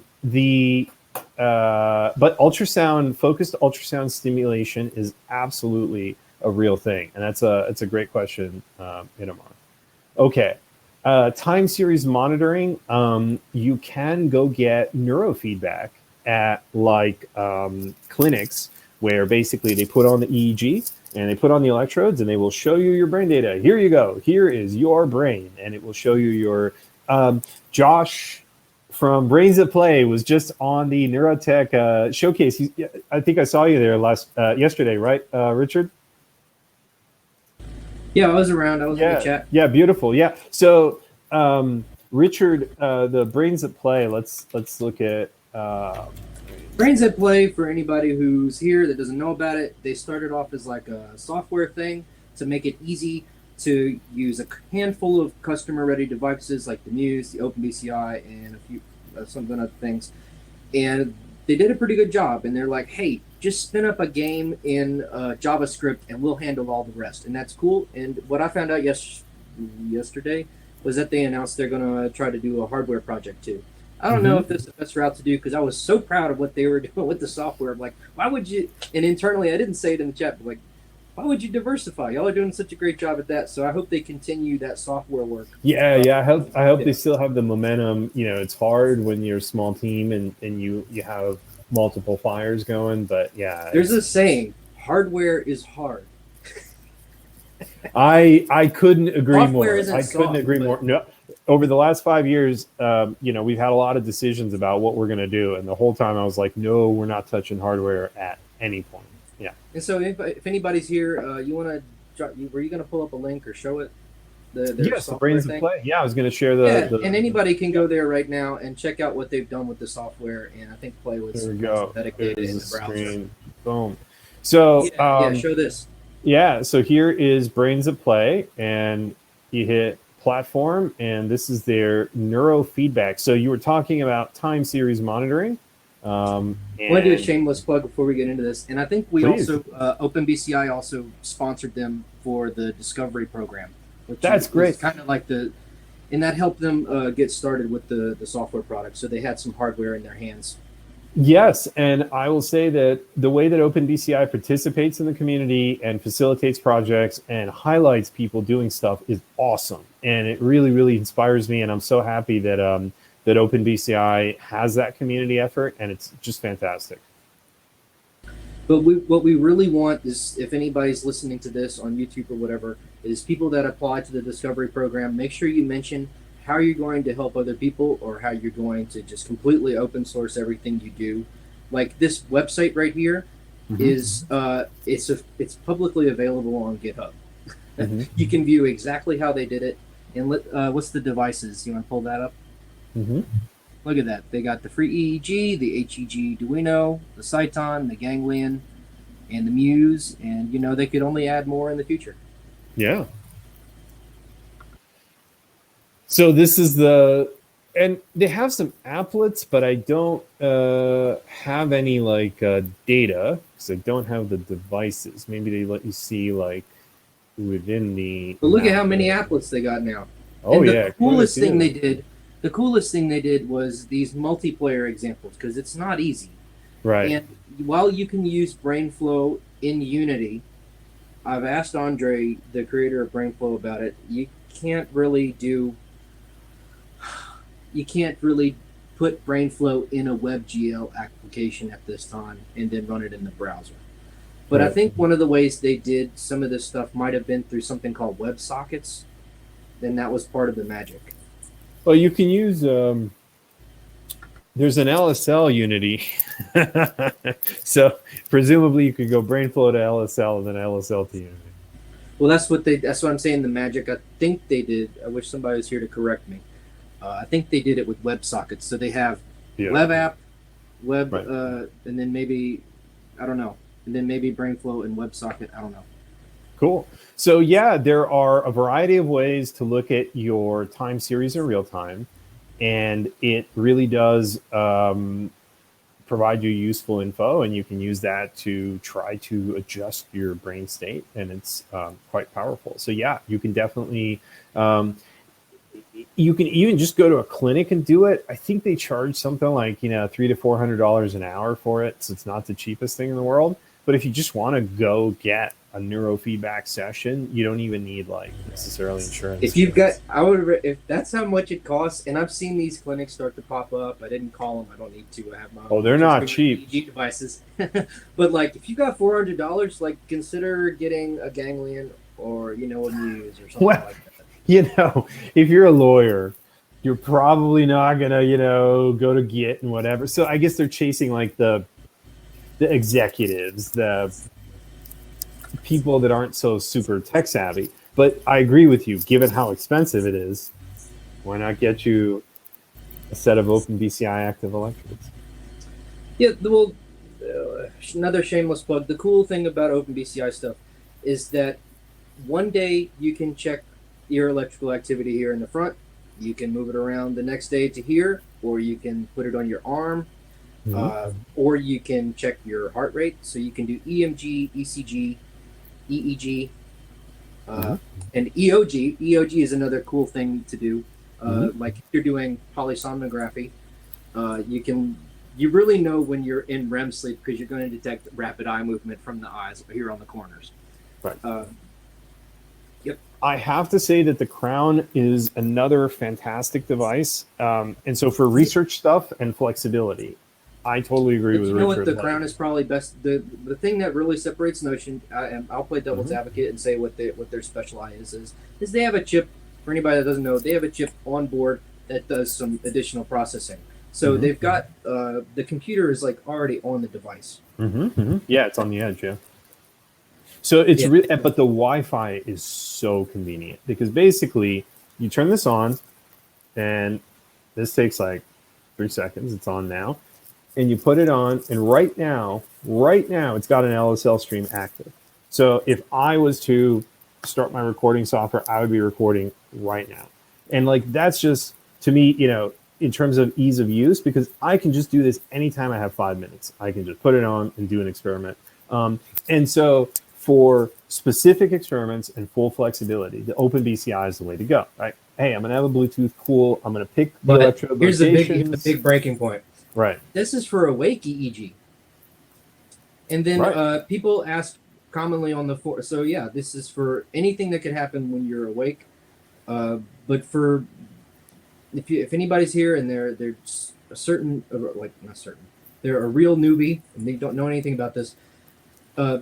Whenever you do sleep studies for EEG, typically whenever you go into a neurologist, they're going to use electrode cups and paste. You can do that with OpenBCR hardware. Some people have in the forums, can I use an electrode cap because that's also wet? But what might happen is if you sleep for 8 hours, the gel might dry out in the electrode cap. So it's always best if you're doing sleep studies, probably to go the gold cup route with paste and little bits like that. Absolutely. And so, yeah, but if you have a brain region that you're trying to target, bam, let's grab an electrode, let's put it right there, and you can scotch tape it, and you can do whatever you, sorry, don't use scotch tape. They have, they sell surgical tape that works the same way, except it doesn't pull all your hair out. So spend the extra 30 cents on Amazon and get the medical surgical tape. I think you'll thank me later. But yeah, so let's see, alternative to laser treatment. I'm not familiar with any laser treatment or stimulation things other than some kind of optically pumped magnetometer laser measuring. Now, in terms of the next question, the EEG sending signals instead of receiving, yes, that's the concept of TACS and TDCS. So they're both transcranial current stimulation. That's what the TCS stands for. And TACS is transcranial AC current stimulation, and TDCS is transcranial DC current stimulation. Most consumer stimulation devices, I believe, are TACS at the moment. And so, yes, you can buy one of several TACS devices. And what they will do is they have two electrodes, an in and an out.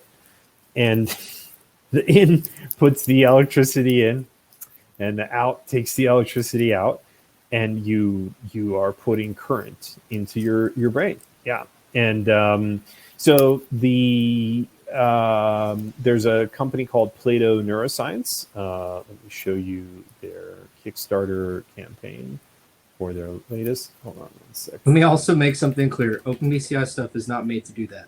This is That's why, and it's real careful. You don't just want to start electrocuting yourself willy-nilly. So I would trust one of these with a device. Bro, let's be careful about throwing shade on like the big neurotech. I agree with you, right? No, I'm saying don't use OpenBCI devices to reverse the current. I don't think. Don't modify the hardware to hack it for that. And if you can buy it, then it's likely been FDA approved. Right.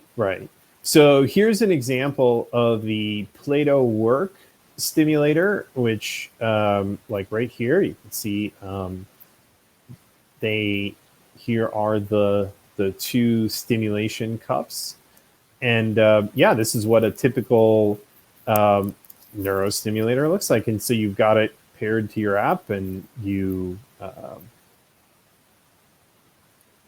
but in comparison with like treatment for seizures, this is it's more effective for milder things like depression and anxiety. Sorry. So yeah, but basically it's real straightforward. You put it.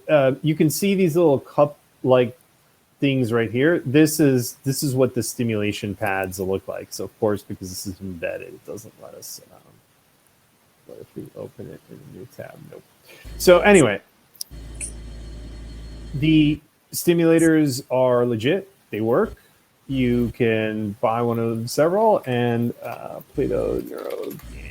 Nathan Whitmore says in the chat that some of commercial stimulators are real sketchy. So I guess he's not talking about this. He means the larger systems that people would use.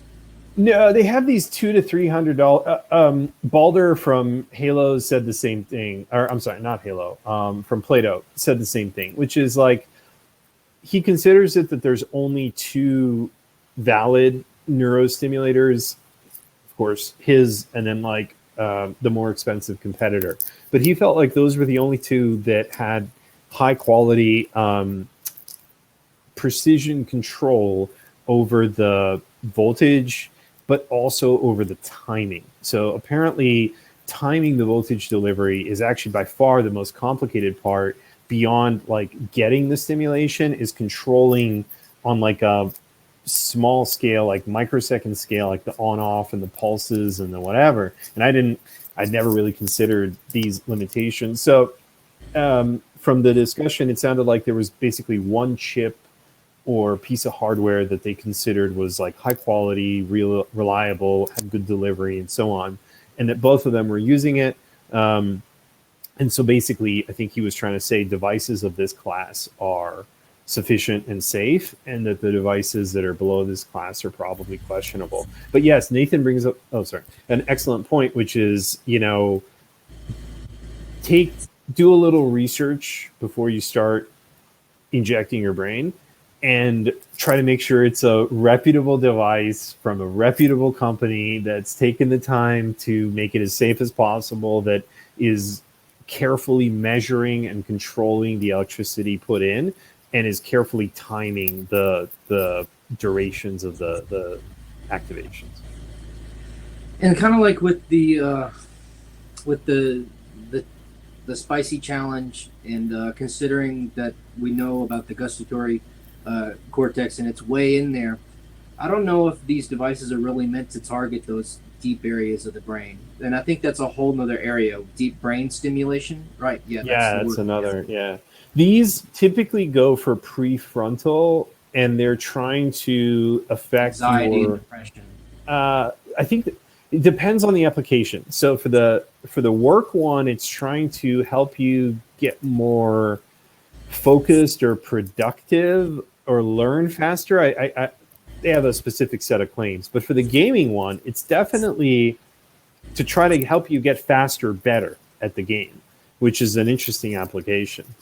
So the Halo Neuro's pitch was that it would help you learn new techniques faster. So I don't know what exactly, but one of the pitches with the stimulation is faster plasticity by reducing the inhibition of a neuron to fire so that it's easier for novel networks and patterns to form, and that's what you're trying to do. I know a cheaper way. One beer. yeah. Well, interestingly enough, musicians know about this, and certainly DJs. Yeah, absolutely. Yeah, I used to joke, and I used to say, let me get some DJ juice. And it would help. It would be, once you know your tracks, you have a beer or two, and then you just feel natural. Like, this is the next song. This is what I feel right now, instead of questioning yourself 20 times about what the next track should be, because that's not good DJing. And it's interesting because we did a few experiments with alcohol, and yes, we sacrificed for science, trust me. But yes, we did a few experiments with alcohol, and the results were really fascinating. I mean, the spicy challenge is an example of something where the stimulus increased the signal levels. Alcohol was the complete opposite.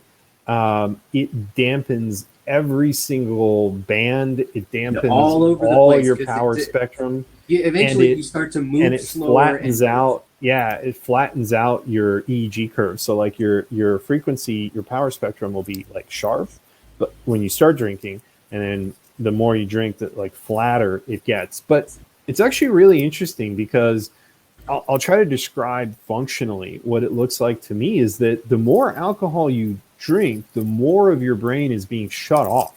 Just straight up, stuff is turning off, which actually has a fascinating implication. Like Richard, you were just talking about the 1 to 2 beer point being sort of a performance enhancing. In pool, this is a real thing. In pool, alcohol is a performance enhancing drug because if you have 1 or 2 beers, you shoot better than if you're completely sober. But obviously, you don't want to you don't want to overdo it so that your performance gets impeded. So I think that this has really interesting implications. Like your frontal is probably really going to get shut down. That's your executive functioning. And you're precisely right about what I was taught in high school, why they tell you not to drink. And eventually your whole body just shuts down. And you stop, I think with severe alcohol poisoning, you stop breathing because you're everything just turns off. Yeah. Way down there in the brainstem, it gets suppressed so much that your lungs just stop breathing. Right. So it's interesting because in a weird way, an alcohol is kind of like suspending some of your running tasks, right? That you have going on in your OS. And the interesting thing is, if you turn off some of the unnecessary ones, it does seem like it actually gives you a performance benefit. Whether it's because you're not allocating resources to things that aren't necessary, or there isn't sort of like this contradictory tension between whatever, like there's an interesting aspect of that. And it's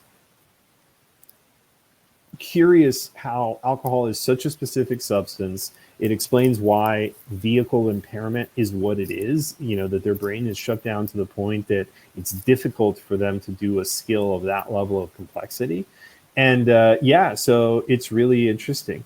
Now, for Itamar, he brought up another excellent question, which is, what about people not hearing well? So the difficulty of hearing each other in... Oh, sorry, Richard, did you want to say something? Yeah. The people, the more likely behavioral reason that people shout in pubs is because they're losing self-control. And that's in the prefrontal cortex with, I believe it's there, with your executive functioning. It's not that they can't hear so well, it's just that they start being loosey-goosey and they lose self-control, so they start yelling. Well, I have to say this. I'm so sorry. I have to say this. Bars, I live in Louisiana, and we have one of the biggest drinking capitals in the world, New Orleans, and they literally crank up the music because it sells more alcohol. Bars know what they're doing, and I think they have for a long time. So I'll offer a different perspective on that as well, which is this seems to be a phenomenon of something called the crowded party effect. And it's really interesting because basically according to this explanation, your brain is not directly processing the sound that it receives. It has a projected expectation of what it is that is being heard and is matching the sound to whether it matches that expectation. So in other words, someone doesn't say, hey, I'm going across the street, and you're like processing it like word for word, like, hey, I'm going across the street. Once you've figured out, hey, I'm, and then you look at the rest of it, the going is sort of inferred across the, that makes sense, right? Because there's often a motion towards, and then, the street, your brain probably guessed a few things that they might be going across, and then looked to match whether the sound was the closest to the word street, and then went with that. The reason that you can demonstrate this is that if you say something out of context, you can trigger this constant repetition thing of what did you say? So it's weird, right? The state where you can kind of follow what someone is saying is kind of like a relative diff. You're going from one to the other, and you're just grabbing the delta. You're grabbing the delta of what you think the next word is. But if the person that you were speaking to said something that you couldn't anticipate, like they said something bizarre, like, hey, I'm going to go across the sausage. You literally wouldn't be able to hear them. You would say, like, what? Because in the list of predictions that your brain made, that wasn't one of them for the completion of that sentence. Just for example, that made me think of the Oscar Mayer Weenie Mobile, and somehow exactly, right? Like something absurd. But if someone said something unexpected, like, hey, I need to go back and look, I lost my something. And if it wasn't keys or phone or something, but it was something really weird, you might need to ask them repeatedly, hey, what did you say? Sorry, I can't hear you. What was that? And when that happens, it's because you've lost all ability to contextualize, and you're trying to fall back to the actual parsing of the word. Right now, you have no context, and that's why it takes 4 or 5 times. So the crowded party effect is a really interesting illustration of the fact that our brain is doing prediction. Because if it wasn't doing prediction, you wouldn't get these situations where you have this prediction mismatch resulting in sort of a failure of communication. But yeah, that really, so bars have so much noise that the signal is being drowned out by the other people. And interestingly enough, computers cannot handle a bar conversation. Like if you were to put a recording of a bar into a speech to text system, the fact that there's like 8, 12, 15, 20 conversations happening, nothing. Like the computer cannot follow, but people can, but they can only follow like within a context. So why do they shout? When a prediction mismatch happens, you need to hear the signal all the way. And that means that the person has to shout for it to be distinct enough over the background. That's the way that I would describe it. So what you're seeing is a prediction mismatch on the brain triggering an absolute correction type of thing. And the process that Alex just described is bouncing around major areas of the brain that are not close to each other. Mm-hmm. You have to process it near your ears. I mean, your eardrums have to work. That has to pick it up in the nerve level. And then it has to, you have to understand the speech, and then there might be imagery involved, and then you're going to have to make decisions based upon that. And since alcohol can affect even the deepest parts of your brain, it inhibits the communication among those areas. Yes, but if you're interested in this topic of brain prediction and anticipation and matching those predictions and anticipations instead of raw signal processing, I have to say that this topic has been fascinating for us because it has implications for reaction time. It has implications for how people perceive things. It has implications for strategies where people anticipate certain things or people don't, and how people attention allocation. What do they use? So there are so many interesting ways that knowing that the brain is anticipating and predicting and then matching those instead of raw processing, that really kind of like changes the implication. So I just thought that was a really cool question, Itamar, and I really appreciate all the questions you've been asking today. It's such a lively discussion, and so it's really cool to have that. I wish we had somebody more familiar with anatomy and physiology here to correct me. That's still fun, right? We can take a stab at it, and then we can always add on to it, right? And add more. I have pretty big hunches, and I also have insights from special education and learning about human behaviors, what we see. And then I've spent the last 5 years learning about how brain activity influences our behaviors and how you can trace it back down. And one of the coolest things that we can do with EEG, like I mentioned earlier, is valence and arousal, which looks and sees like what you think is cool and how cool is it. Mm-hmm. And so, yeah, as you can see, the spicy challenge so far has been a great success. We've been able to test out a bunch of devices. We've been able to get data off of an OpenBCI. We've been able to get data off of a Muse 2016. We've been able to get data off of a Muse S. We've been able to get data off of a Neurocity Crown. So I would like to add the Unicorn Hybrid Black in a week or two. I do have the device. I just haven't had a chance. I did connect to it with BrainFlow, but I haven't had time to set up the electrodes and the cap and the reference and all that good stuff. But I would like to add the Unicorn data to the. Can you put gel in that one? You can. I didn't order any because we would only use it in the dry application, but the Unicorn is hybrid. So you can use it either dry or wet. It would be cool to see the electrode cap on your head because you don't have that much hair with the gel. I don't. It has to be and one so, of the right. qualities of all the devices, I would think. Yeah, that's what's great. And I think I would love to see that AB difference, right? So Yeah, I agree. And I think that anticipated match can go wrong in MR. So people can become very closed minded and set in their ways. So I feel like anticipated match is sort of a value neutral method. Sometimes it's very effective, and I think the brain uses it for signal processing because it has to, because the processing time requires that you deal with those delays, but you operate in a buffer of exactly that delay, right? So if it takes you a third of a second to process everything, you want to be a third of a second ahead so that you're dealing in real time. You're just one third of a second ahead, but you're hitting a third of a second delay, so they offset. So you're kind of like in that moment. But at the same time, if you're having a conversation with someone and they think that they know what you're going to say and they're not listening to anything you say, yeah, that's rough, right? And when you say something and it matches what they think that you're going to, aha, you're one of those, and then they're done with you, right? That sucks. That absolutely sucks. So a process can be useful or it can be counterproductive. And it can also reach a point where something that was useful becomes counterproductive. So I think from the signals processing standpoint, it's probably a good trade-off. Like our brain does it because it has to.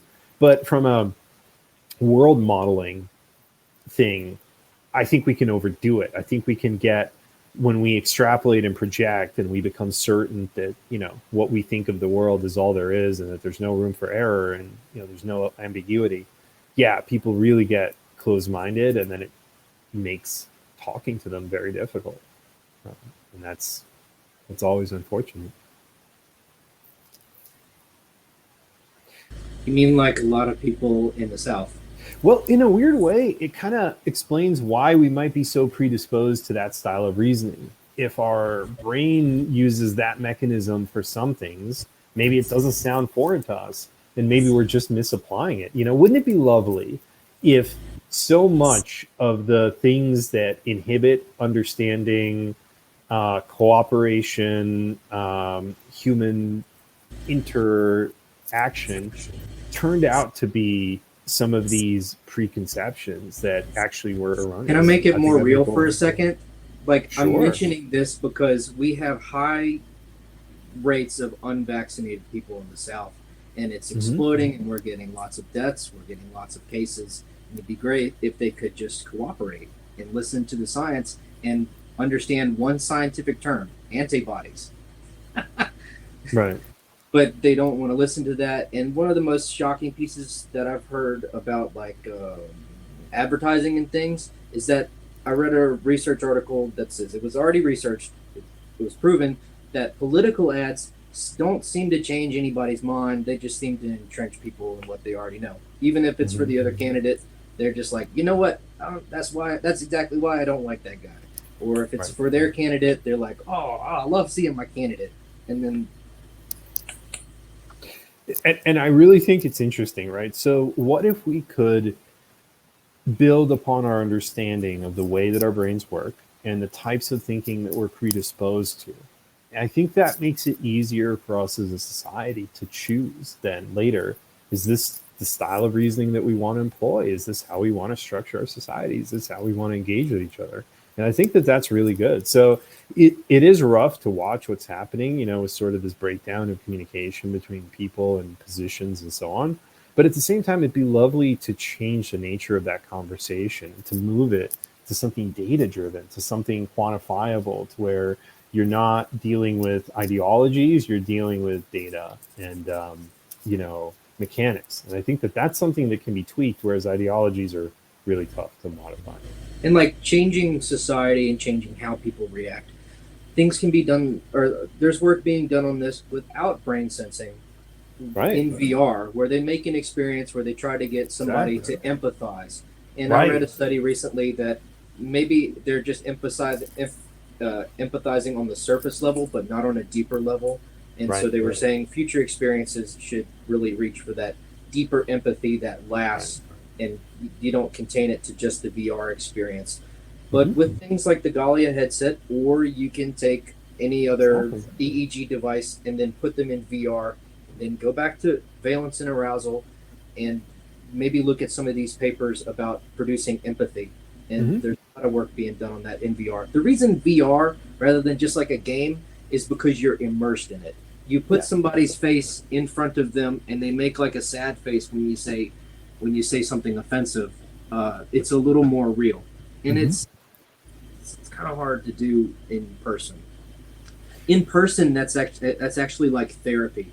Like you tell your therapist, "I want to harm myself," and your therapist is not supposed to smile. They're supposed to go, is that really what you want to do right now? Don't you want to live? You know, think about your kids, think about your family, think about having friends. And then that language coupled with the face hopefully changes how you feel and what your outlook on life. Yeah, but it would be cool to stop treating some of these things that we've written off as intractable and start looking at them as data problems. I think that would be neat to move it from the entrenched into the functional. So yeah, I'm excited about the idea of neuroscience. You know, we talk so much about all the bad stuff, right? People can steal my brain data, governments, very valid concerns. But I think the cool part also is the possibility for change, the possibility to understand ourselves better, and in understanding ourselves better, for solutions to become apparent that, oh, wow, this is dead obvious. Why don't we do this? You know, if we know that about ourselves now. And I'm really excited about that because it doesn't require good faith. It doesn't require, you know, some kind of motivation. Just give people a reason, you know, and all we had to do was prove that BPAs were bad. And oh boy, you know, the whole world changed overnight. I mean, try to find a piece of plastic with BPA in it right now. You won't. And nobody had to make a regulation either. Like people just, if it had BPA in it, they wouldn't buy it. It just rotted on the shelf. And at first companies like protested, but when they realized like, what are they dealing with? They're dealing with a consumer boycott. If it's got it, they won't buy it. And nothing you say is going to change that. Every single one of them took it out, bam, overnight. And I think that's beautiful. Like, that's great that we got rid of a dangerous substance. All it took was information. Let's use this model for good, and let's use our new insights on the brain and people for good and to improve things. And piggybacking directly on that, we know that calming your mind, meditating, whatever you want to call it, prayer. Some cultures are like, I don't believe in meditation. I pray. It can have a positive. It can help influence your behaviors when you're not meditating, and that's why many schools teach mindfulness now. And you don't have to have an EEG device with the students to do that successfully. You just tell them to close their eyes. You put on some relatively calm music, and then that can change their behaviors for the rest of the day. And I think like metrics also helps. If you can show that by doing that, you know, hey, Timmy's got better theta for learning for the afternoon. Boom. Now you move past this like, should we or shouldn't we, into, oh yeah, sure, absolutely. That's what I'm saying. We used the data.